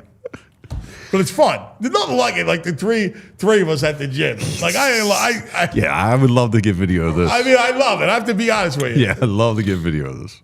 It's nice being with them. It's great.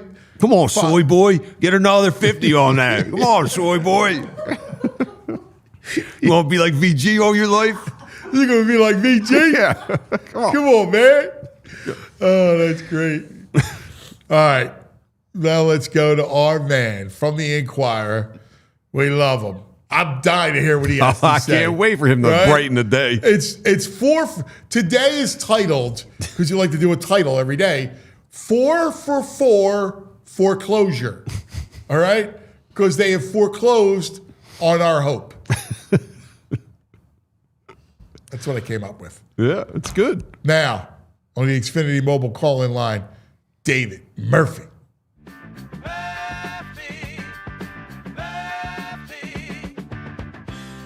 It's time for our man, David Murphy. Good morning, Murph. Morning. 4 for 4 closure. It might need some workshopping, but I like it. I think you're on the right track.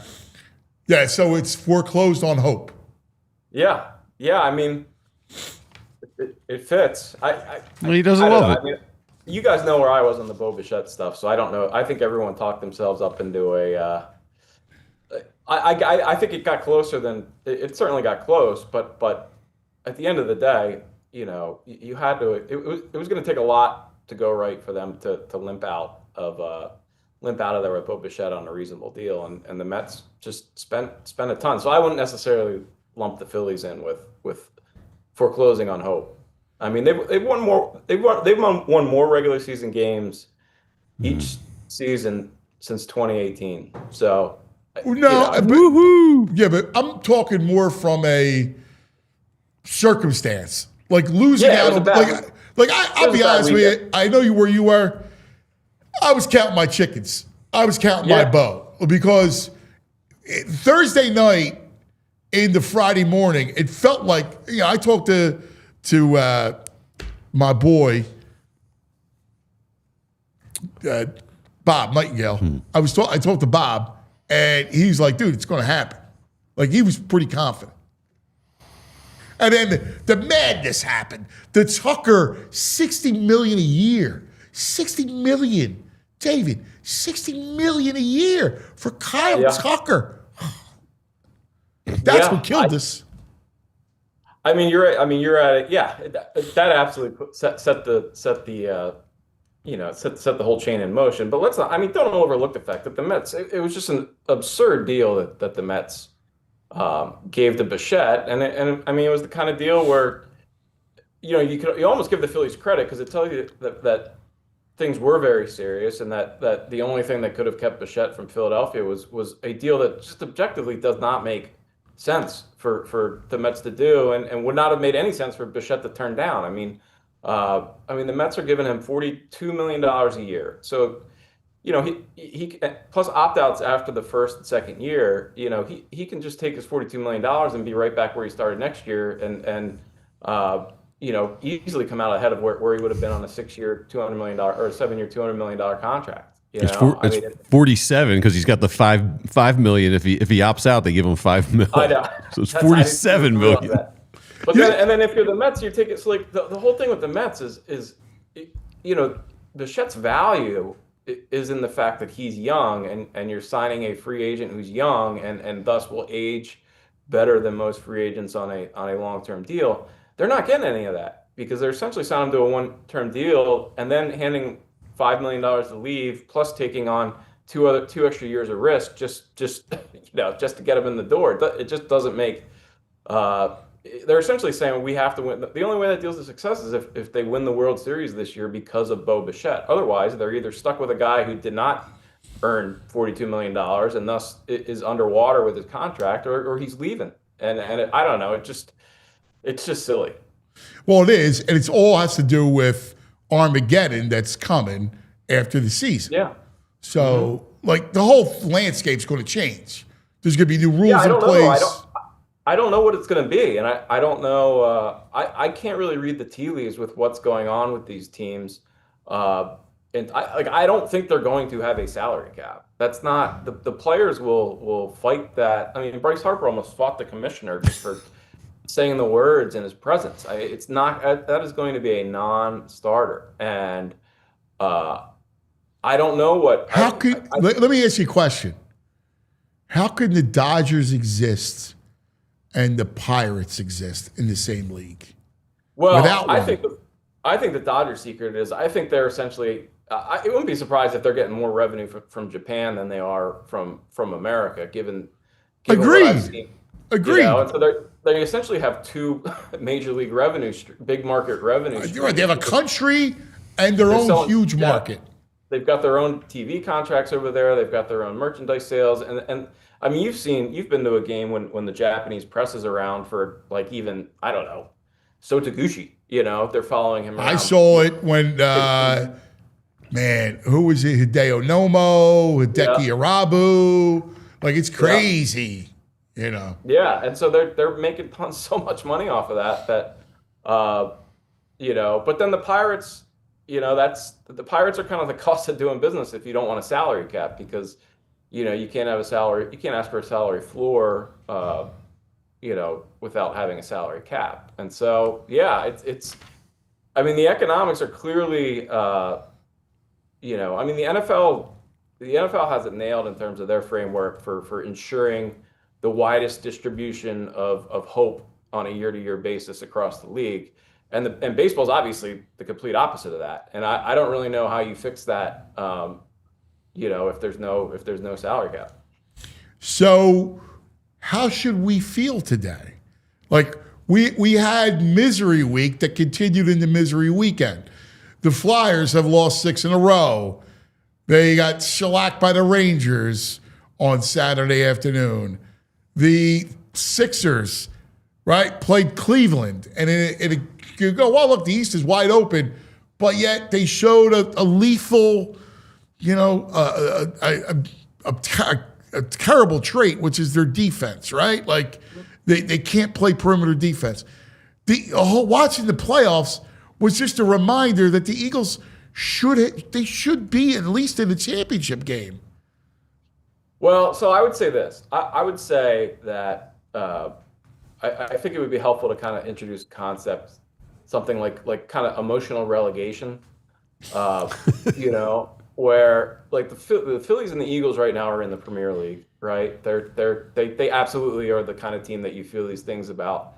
But at least for me, the Sixers have been relegated, to I'll keep an eye on them, but I've got, I'm not thinking about the playoffs right now. I'm not watching these games and thinking, oh man, they got a shot. No, you're just looking for some hope, some reason to hope. And then the Flyers have been relegated down to wherever, like they're like the East Stroudsburg of our emotions. Like they're a double A team right now that, I mean, quite frankly, I don't even really pay attention to all that much. Oh man, that's pretty.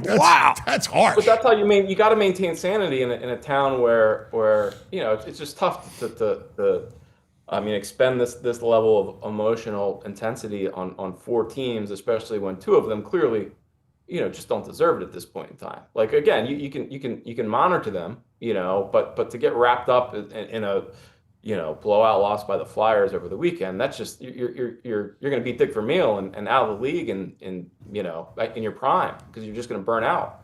You got to save your angst for the Phillies and the Eagles, and yeah, I mean they certainly have earned it. Well, let's talk about Eagles angst. How do you feel today after watching the weekend, seeing the flaws of each of these teams, watching the team that beat you as a 6-point home favorite get shellacked 41-6? How's that make you feel?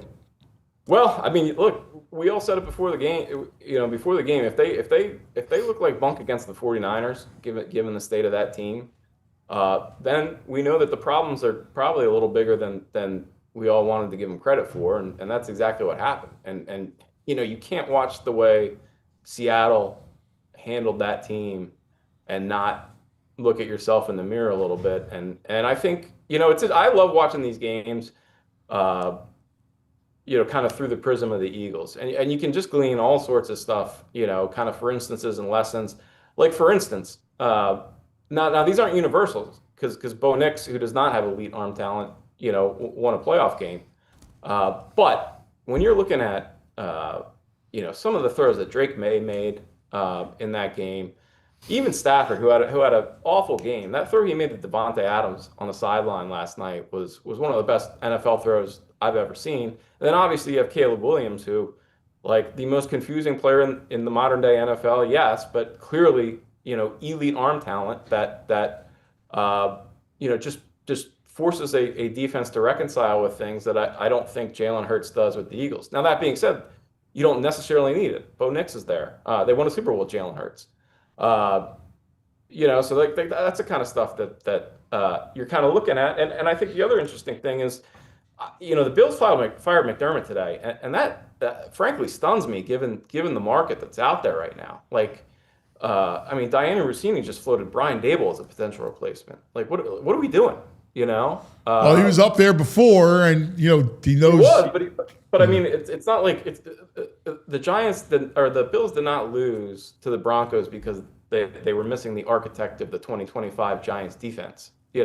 Like, I don't understand where Dable would. Obviously, he's a name, but the offense was fine this year. That defense was a shell of its usual self this year, and that's why the Bills aren't where they are. And look, I like Dable a lot. I always have. It wouldn't make sense to me.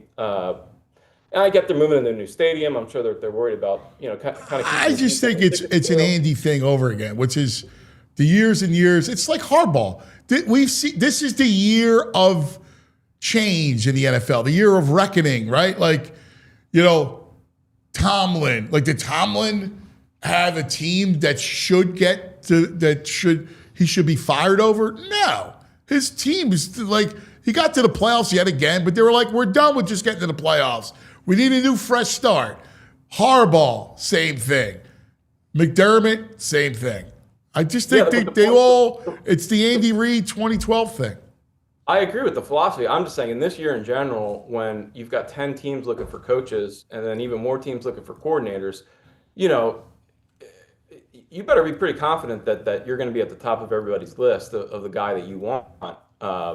And I just think when you're firing a coach after the market has already begun to kind of adjust and guys have already been hired and you're one of 8 teams still looking for a head coach, you're putting yourself in a spot where you could very easily, end up hiring the next Ben McAdoo, just because. So, yeah, I think McDermott was – I said before the playoffs that if I were the Bills, McDermott would have to show me something in order to stay. But that was before everybody fired their coach. And quite frankly, I think the Packers were smart. I'm not a huge LaFleur fan, and I thought he probably kind of deserved the same fate. But they took a look at the market, and they were like, unless we know we just can't go on with this guy for another year, we might as well wait and then have our pick next year. Yeah, man. Yeah, listen. Yeah, I think Howie's probably in the same boat. Like, hey, well, let's look at Sirianni, right? You give him the benefit of the doubt. You say, hey, look, try to get him an OC, and if it doesn't work out, then you move him next year. Well, and I was kind of actually getting around to that, and I totally lost my point once I started talking. But the thing is that it's going to be interesting with the Eagles is to see. I think this coaching search, and I wrote a little bit about it today, this coaching search is going to kind of be instructive as to where they stand, where people think they stand, because you've got Mike McDaniel. To me, like, Detroit makes so much sense for him. Let's just, again, whatever your opinions on McDaniel, let's just assume. I like McDaniel. I think he gets a head coaching job. Yeah, frankly, if I were the Bills, I might start there. But just to put him with Allen and James Cook and kind of see what happens, that would be fascinating to see, and it would definitely give some juice. But let's say he doesn't get a head coaching job. To me, the Lions, like, if you're Mike McDaniel, the Lions are such a better opportunity than the Eagles because you've got Jahmyr Gibbs, who's a Devon A-Chain kind of type running back. You've got 2 receivers who, given the uncertainty with AJ and then throwing Laporta in there, you could certainly give the edge to Monroe St. Brown, Jameson Williams, and Laporta. Offensive line, the Eagles have always been, ahead of them, but they've always been, in that elite bucket. And who knows now with Lane and Landon and Lane and Landon really up in the air. And then you have the Chargers, who have Herbert and Harbaugh, and it's going to be interesting to see, where some of these like I think Daboll would make a ton of sense if he does get a head coaching job, in San Diego or in wherever they play now, Los Angeles. So it's going to be interesting to see. Like people are kind of wrinkling their foreheads when the Eagles are interviewing Zach Robinson and Kafka and guys like that, but they got to be prepared because they might not get their first choice of candidate. So I'm very interested to see. I don't know. What do you think? I mean, where do you think they should stand? I've thought a lot about it. I think you're right. I think you got to cast a wide net. The problem is that, like you said, because I think McDaniel gets a head job, Daboll gets a head job. These are all these coaches. There's just too many good jobs out there. You got Pittsburgh, you got Baltimore, you got jobs everywhere, right? I mean, you've got some legacy franchises with Buffalo, Baltimore, Pittsburgh. Imagine if the Packers had jumped in too. It would be like, there probably hasn't been an offseason where even two of those teams were looking for a head coach at the same time. I mean, think about it. You got two off the board in Stefanski and Harbaugh, right? You got Baltimore, Pittsburgh, Buffalo, like you said. Tennessee's a decent job. Miami's a decent job. I know you got some rebuild work to do. And then you got your Raiders, your Arizonas and Browns. Like, I get it. They're bad, but they're still head coaching jobs. Yeah. Yeah, I know. It's to me, if I was a head coach, now I think Buffalo, look, I was just in Buffalo. Nobody wants to live in that place, So other than some setting issues, exactly. The quarterback is always, the number one thing, and then probably offensive line right there behind it. But I mean, that Buffalo job, and that Baltimore job, and it's interesting. I don't know what the market. We're going to find out what the market thinks about Lamar Jackson too. I think Buffalo's going to be interesting because they've got clearly the quarterback, and they've got a lot of pieces in place. But it's also just a place that the guys just don't want to go to, Hey, Murph, do me a favor, hang one second because we got to take care of some business. All right, We'll come right back. More with Murph coming up. But first, let's talk about our friends.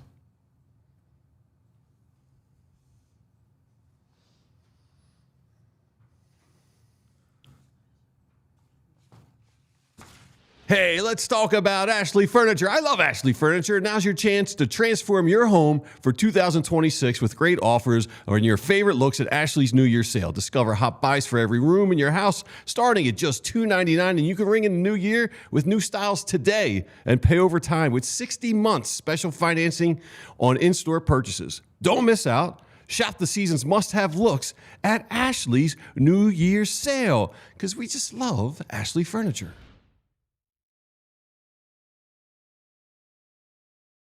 Hey, let's talk about Elkins Chevrolet. Elkins Chevrolet is run by three brothers, real brothers. They're local guys, they're family. It's a big family over there at Elkins Chevrolet, and the brothers are there every day making sure the deals are good. And right now, they're lining up deals that are hard to beat. They got a huge inventory of Chevy trucks, SUVs, everything people actually want to drive, like Silverados, Colorados, Trailblazers, Equinox. They got it all. And the prices, well, they'll move fast. If you've been thinking about it, now's the time. Whether it's getting to the game, going to work, or just going around town for a bit, you'll drive off in the perfect ride, and it'll be at the perfect price. And here's the thing. This isn't just a one-and-done kind of thing. These guys got your back, so you'll come back to them again and again because they treat you right. No runaround, no games, just real people, real deals, and it's Elkins Chevrolet. What more do you want? Real brothers, real deals, and they got a whole lot of honking good service going on. Easy to get there, Route 73 South in Marlton, New Jersey. Together, hey man, together let's drive. Hey, let's talk about Ashley Furniture. I love Ashley Furniture. Now's your chance to transform your home for 2026 with great offers on your favorite looks at Ashley's New Year's sale. Discover hot buys for every room in your house starting at just $299, and you can ring in the new year with new styles today and pay over time with 60 months special financing on in-store purchases. Don't miss out. Shop the season's must-have looks at Ashley's New Year's sale, because we just love Ashley Furniture. All right, thanks. We are back live with our man Murph on the Xfinity Mobile call-in line. Ultimately, I look at this season as a wasted opportunity. Like, you look around the landscape and you go, the Eagles could easily be in the championship game with a little bit of offensive success, offensive thought, and coaching. They would be here. They'd be playing next Sunday. Yeah, it's so weird. It's it's such a weird year to really try to calibrate anything, because you've got, you can argue like Detroit still would have scared you as much as any of these teams, in the play. Now look, I like Seattle. I think their defense is great, but offensively, I think I'm talking more so.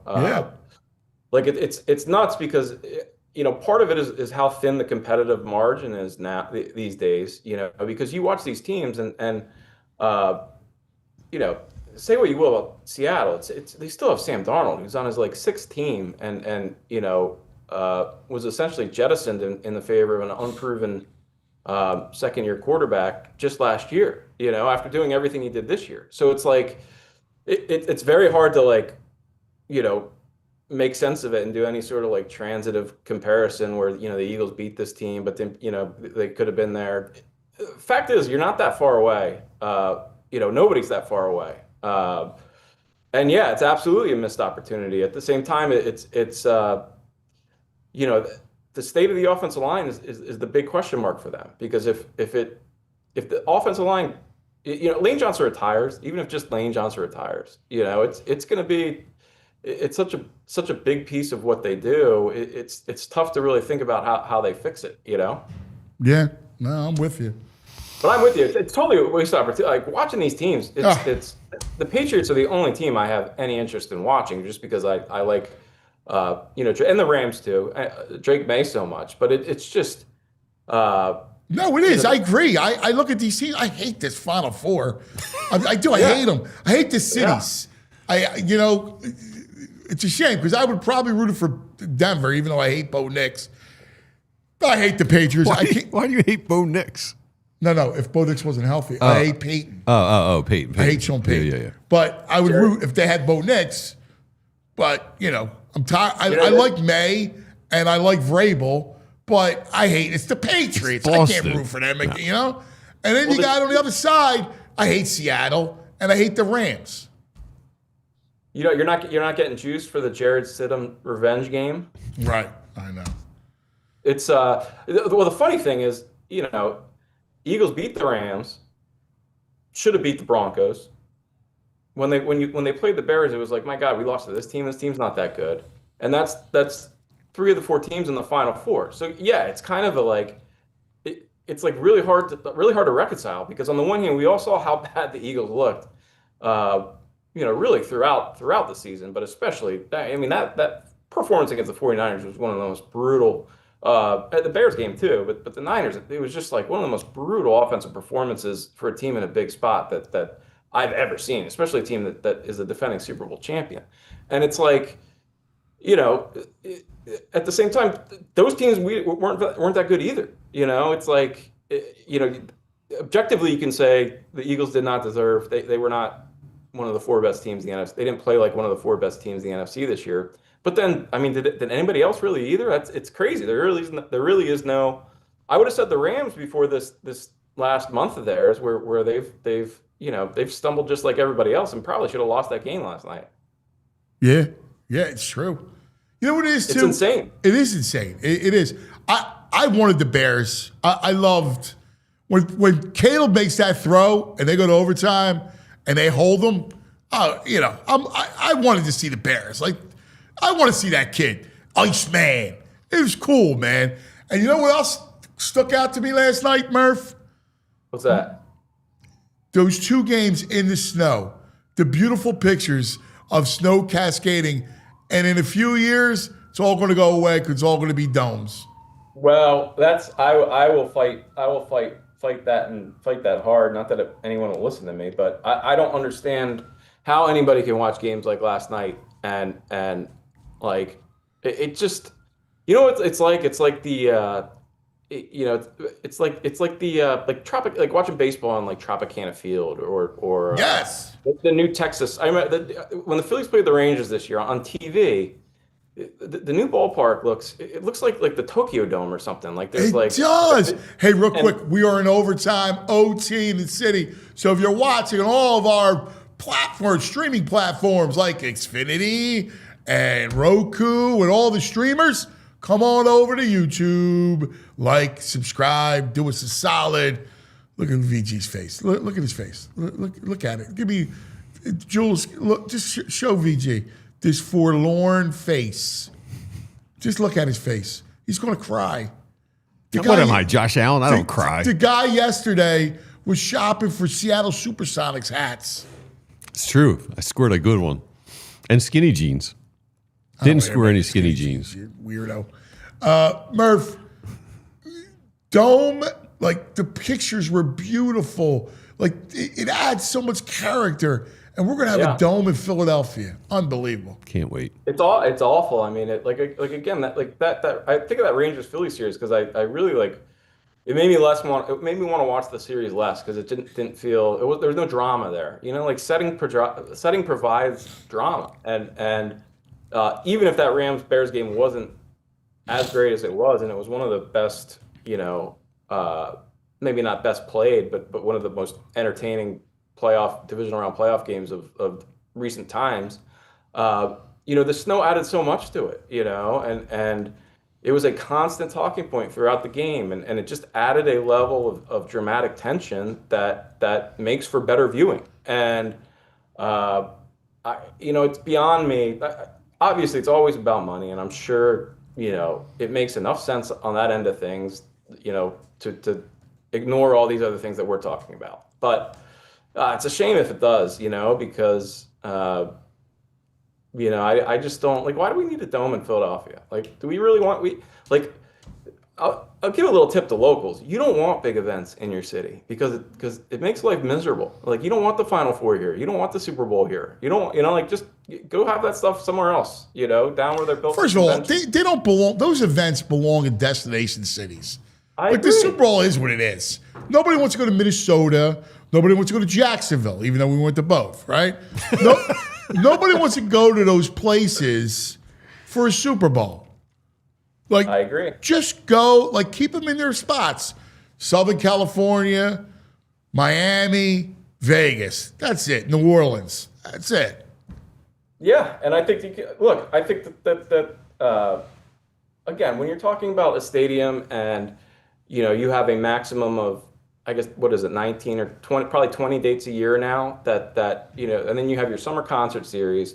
And I'm sure there's a chunk of weekends, you know, maybe a quarter of the year that, you know, if they could fill that, that's an extra, you know, $6 or $7 million a year, whether it's with concerts, that's a big thing. But, but I don't know. I mean, it's a shame that it would be a shame. And I think that the teams that haven't done it, I mean, New York, who else someone else just built an outdoor stadium that you know, there was some talk about a dome at first, but I mean, the Commander Stadium. Buffalo is going to have an outdoor stadium, but it's going to be deeper in ground. Yes, Buffalo is the one I was thinking of because I was just up there. You know, it's just kudos to those teams. You know, I think it's a shame that I think you're right. It's pretty clear that the Eagles are paving the kind of laying the groundwork to announce that they're going to have a dome, and I think that will be a shame. Give me the dome. Dome all day. It's retractable. You can leave it open if you want. You close it if you want. You can get the advantage if you want it. Playoffs you can't. The NFL determines on playoffs. If I buy my Taylor Swift tickets in October and it's raining, I want the dome to close up so I can enjoy the show. Yeah, It's such a bad take. I know I'll be honest with you. I'm embarrassed for you. It's a bad take. Sorry, I leave the house. I go to concerts outdoors. You know, I don't want to be rained on a concert. I get it. I want an NCAA championship game here. No, the worst thing in the world is basketball in a dome. You've never been. Yeah, but it happens. You You've can't fight never it. been to a basketball game in a dome. It sucks. I have been. It sucks. No, you haven't. Where'd you go? I go to Syracuse to see games. No, that's different. That's not a cavernous Alamo Dome or in India. Yeah, but it's not. It's not the same thing. It's not going to change. It's always going to be in a dome. It's terrible. All right, it's so an awful thing. But why I've covered them. It's cavernous. I'm not saying it sucks. I'm not. You got to put curtains around. The point stinks. isn't if it sucks or not. It sucks. The point is they only play in domes. Shut up, soy Yeah, boy. but why do you want to hear? What are you going to do? Go? Are you going to go to the game? Yeah, duh, yeah. Well, why? What? Again, it sucks. You should watch it at home. You've Much covered better. those NCAA tournaments, Yeah, I haven't was you? at the Horrible. I was at the one. St. Petersburg.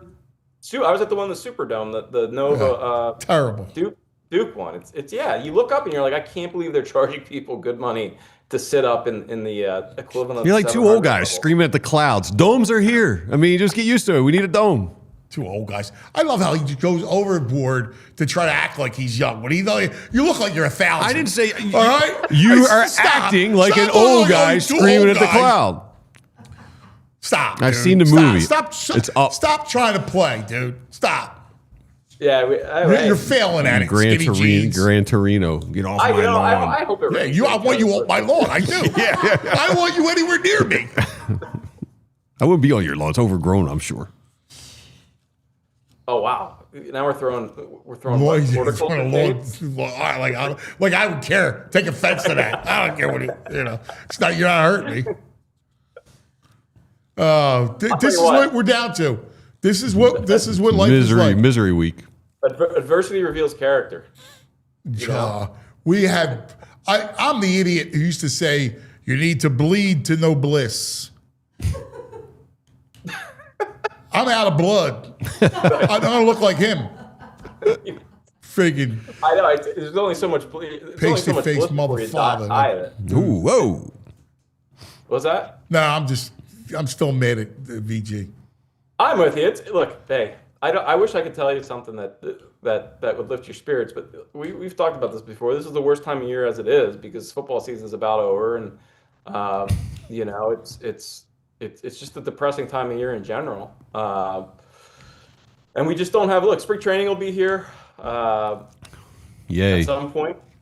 And I really do believe if there's one thing I know about this city, it has a unique ability to forget past pain. Oh yeah, it does. See, we and quickly talk itself into unrealistic Yes. expectations, Yes. and I fully expect that will happen within the next month with regards to the Phillies.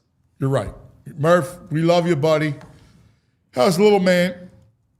He's doing great, man. He's really he's got like a million teeth coming in, and he's actually sleeping through the night for the last week. So he desperately wants to walk, but I need to get him a helmet because he just is a danger to himself and those around him. I know that feeling. So it's a good thing skulls are made of what they are, I guess, because he's just totally programmed for destruction right now. I'm going to tell you again. I'm going to tell you every week.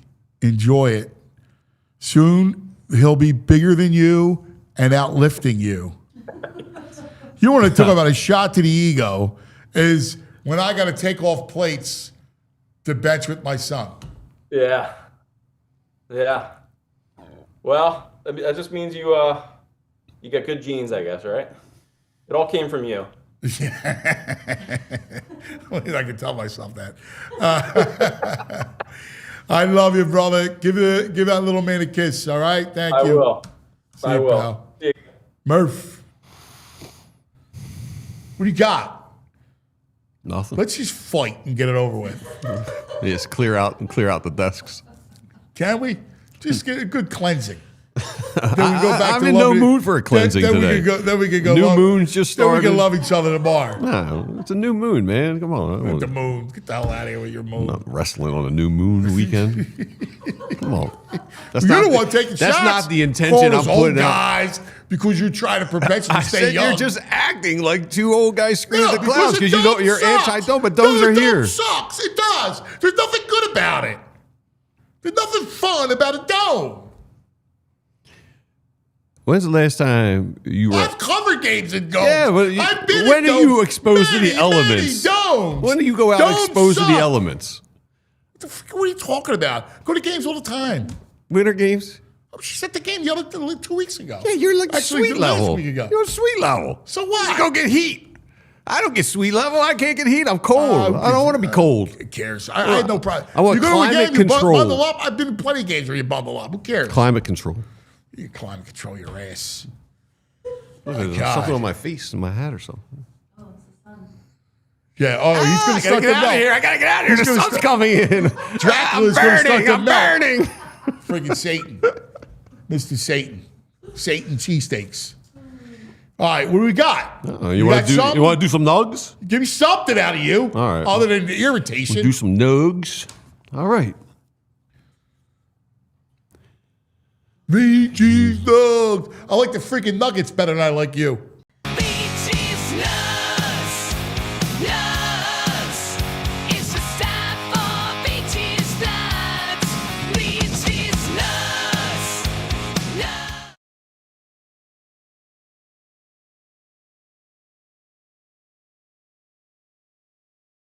Stafford. Did you see this? No. I watched him in the clubhouse. He checks his phone more than he checks the scouting report. He's got all the talent in the world, but the motor, it's not there. He got his bag and good for him. But if you're asking me if I want him in a foxhole in game 7, I'd take a rookie who's hungry over a $60 million guy who looks bored. Oh, I love it. Man. I love it. Ross. I hate the Dodgers. I'm going to root against the Dodgers. My season will be a spite season. Yeah, that's All all right? it is. And I will root against the Dodgers every time. I freaking hate them. I mean, of course, they're the evil empire. I mean, anyone who likes, other than Jimmy Stakes, he's like the only Dodger sympathizer. Every other normal hate person them. I outside hate of LA. Can't stand Honestly, I have a soft spot for Ohtani. I like Ohtani. But other than that, I hate them all. Yeah, Ohtani, yeah, that's what does it for you. Great player, but I mean, you know, whatever. little shady business practices and Yeah, stuff. no, he's probably a creep. Yeah. Yeah. All right, Chicago game, because they're not in a dome, you got to keep the players warm.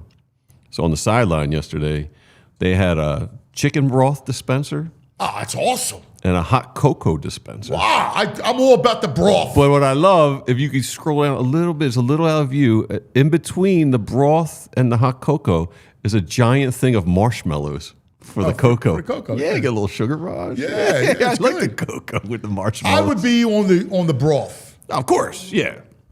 I'd be all marshmallowed up. Yeah. Yeah, give me the cocoa and marshmallows. Yeah, you would be a cook. Like if you're playing a game, you want the broth, you want the sodium. It's good for you. Yeah, the sodium is good for you. And you But got you're the not pro- sweating. and You got don't the need. pro- You don't the need protein. There's no protein in chicken broth, is there? Yeah. Chicken. There's protein in broth. There's protein. It's really good for you. I know. Dude, bone broth? Are you nuts? No, I know, but is there protein in Yes. it? All right. Well, there's protein in hot chocolate. How do you, What? Chocolate doesn't have protein? you figured Are you we would take the crazy? hot chocolate over the protein, over the bone broth. It doesn't say bone broth. It says chicken broth. It's chicken bone broth is what it is. Good for you. Figures you would be anti-bone broth. Carson Beck's got a big game tonight. Can't get bone broth out of leaves. Big game tonight for Carson Beck. Yes. Busy schedule, right? So they asked him, "Hey man, did you have class yesterday?" And he says, Oh, I know. "I graduated 2 years, years ago. ago. This is No class." Play Class Jules. yesterday. If so, what class? And I know there was a pep rally on campus. Just what has it been like being you as a student this week, particularly yesterday? Yeah, no class. I graduated 2 years ago, so obviously I've been. Did you have class yesterday? 2 years ago. Think about this for a second, right? All right, think about this for a second. This is college football. Yes. This is college football. We got to do a whole show on this. This is freaking unbelievable to me. He graduated 2 years ago. Yes. 2 years ago. There's no class. He doesn't go to class. No, he doesn't. He's not even working. Like, at least say you're working on your doctorate. Right, right. Some At least graduate go, classes. Yeah, I'm taking some classes. I'm going to be an astrophysicist. Yes. Right? Like, whatever. Yes. Nothing. Nothing. This is Just college hanging football. out on- These dudes, they're Just hanging out in the quad all day long. like doing nothing. Nothing. Like, that is the most damning thing I've heard. It's everything that's wrong And then with there's college another football. story that these programs are worth billions now. What? Really? Like professional teams? Yes. It's unbelievable. And a guy who may or may not be in the market for one texted me this stuff. I was like, "Are you got to be kidding me?" Oh my God! He like says it so nonchalant. Like, come on, man! I graduated 2 years ago. Like it's insane. Like the old guys hanging out on campus are all weird. Yeah, right. Like Matthew McConaughey and like Dazed and Confused when he's like, look at this. What would that say? College football teams are now worth billions. What? How much? And that's from somebody that's like in the market for one. It's crazy. Like, is that insane? Yes. It's incredible. It makes no sense. My brain broke when I saw that. That is the most damning thing on the night of the national championship game. Yeah. Shish boom ba, right? Like all this talk about, yeah, we're the one for marching state. bands. Right, state. Yeah. Like, are we kidding me? 2 years. At least say again, I'm in Something. grad school. Yeah. Something. Just You can't knock make on us feel better about it. It's hard. It's been years since I've been in a classroom. All right, we're going to leave on a good note on the Nugs. TJ McConnell I love TJ. set a record, second most career assists off the bench in NBA history. He's got 3,000. Nice little career he's got. Nice career is right. You know who leads? love TJ. He'll be in town tonight. You know who's got the most career assists off the bench? Give me what team? He's played for a few. I mean, Off the bench. great six man. Great six man. Spent some time here. And he spent time here? Guard? Who is it? Lou Williams. Wow. Sweet Lou. Yeah. Yeah, well, he made a career out of it in Atlanta. Yeah. Yeah. All right. That's it. Let's That's go back it? in the day before you hurt me. Real quick. Yeah. Sixers Mm-hmm. tonight. You gonna flip What? over and watch any of it with the college football Well, game? I'll be on college football now. But the Sixers, I'll probably tape it and watch it after because I need them to play defense. They're a conundrum because listen, I know the Flyers are on the right track. This is just they all go through stuff like this, and it is what it is. Now, again, this year is not going to end. Maybe the playoffs, but who knows? It's about the long term for the Flyers. The Sixers, I need something, and I wonder, can they get themselves figured out by the playoffs? I think they're gonna have that. Bring somebody in. They need an addition. They need some help. But it doesn't make sense. Like defensively, they should be better. I mean, Maxey's as athletic as it gets. Well, you got VJ. yeah. You're right. Mm-hmm. You got VJ and you got George. I don't understand. I know they have no rim protection. And B's a shell of Yeah, himself. they get no rim, and that's a killer. But they just allow guard penetration. Bonus should be that guy, and I don't understand why he's not. He's not. He just doesn't have the IQ for it. I guess not. The basketball IQ. Yeah. Anyway, all right, let's go back in the day. We're going back. We're going back. We're going back in the day with True Mark.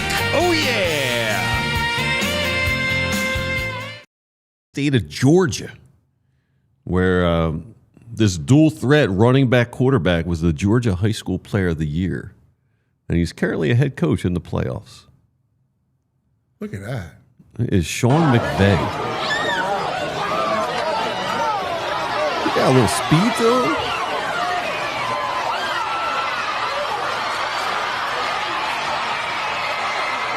So Sean McVay was the Georgia High School Player of the Year. Right, didn't know that. Who did he beat out? I don't know. Calvin Johnson. Wow, Megatron. Yes. How's that even possible? He beat out Megatron. He's good. Yeah. No idea he was that good of a high school athlete. Yeah, it's good. All right, that's going to do it for us, everybody. I need to talk to the chat for 1 second before we leave. Yeah. So, chat, I want you guys to email Julia, all right? And to figure out, Jules, what's your best email? Julia at all PHLY. I'll put it in the chat. All right. I want to talk to you guys. I want to exchange ideas because last thing I want to do is be negative, right? Like we're all in a bad mood. VG and I are barking at each other, the whole thing. It's what happens. We've been through this a million times and then there's an uptick. But it's important to me that we discuss and are able to share ideas. Like, listen, I respect your opinion. We may differ on it at times, but I want to hear what you have to say. Like this isn't, like when Rockhead said, it bothered me, to be honest with you. Like, don't be so negative, you're going to be WIP. Well, if I espouse something that's negative, it's just how I feel. And I respect you too much just to be a sycophant and go, yeah, it's all good, when I don't believe that. Like if I believe something's good, I'm going to tell you.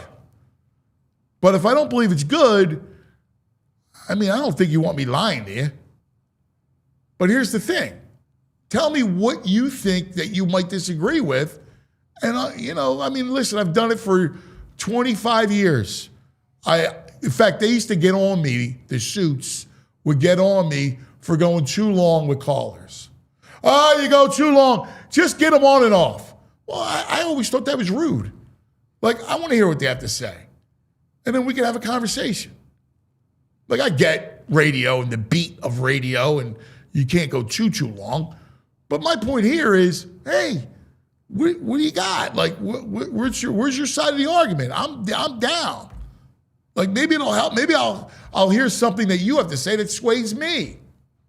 I'm not God. I don't think, listen, I'm plugged in. I love it. It's my passion, my life's passion. So I talk to as many people as I can, and I watch as much as I can.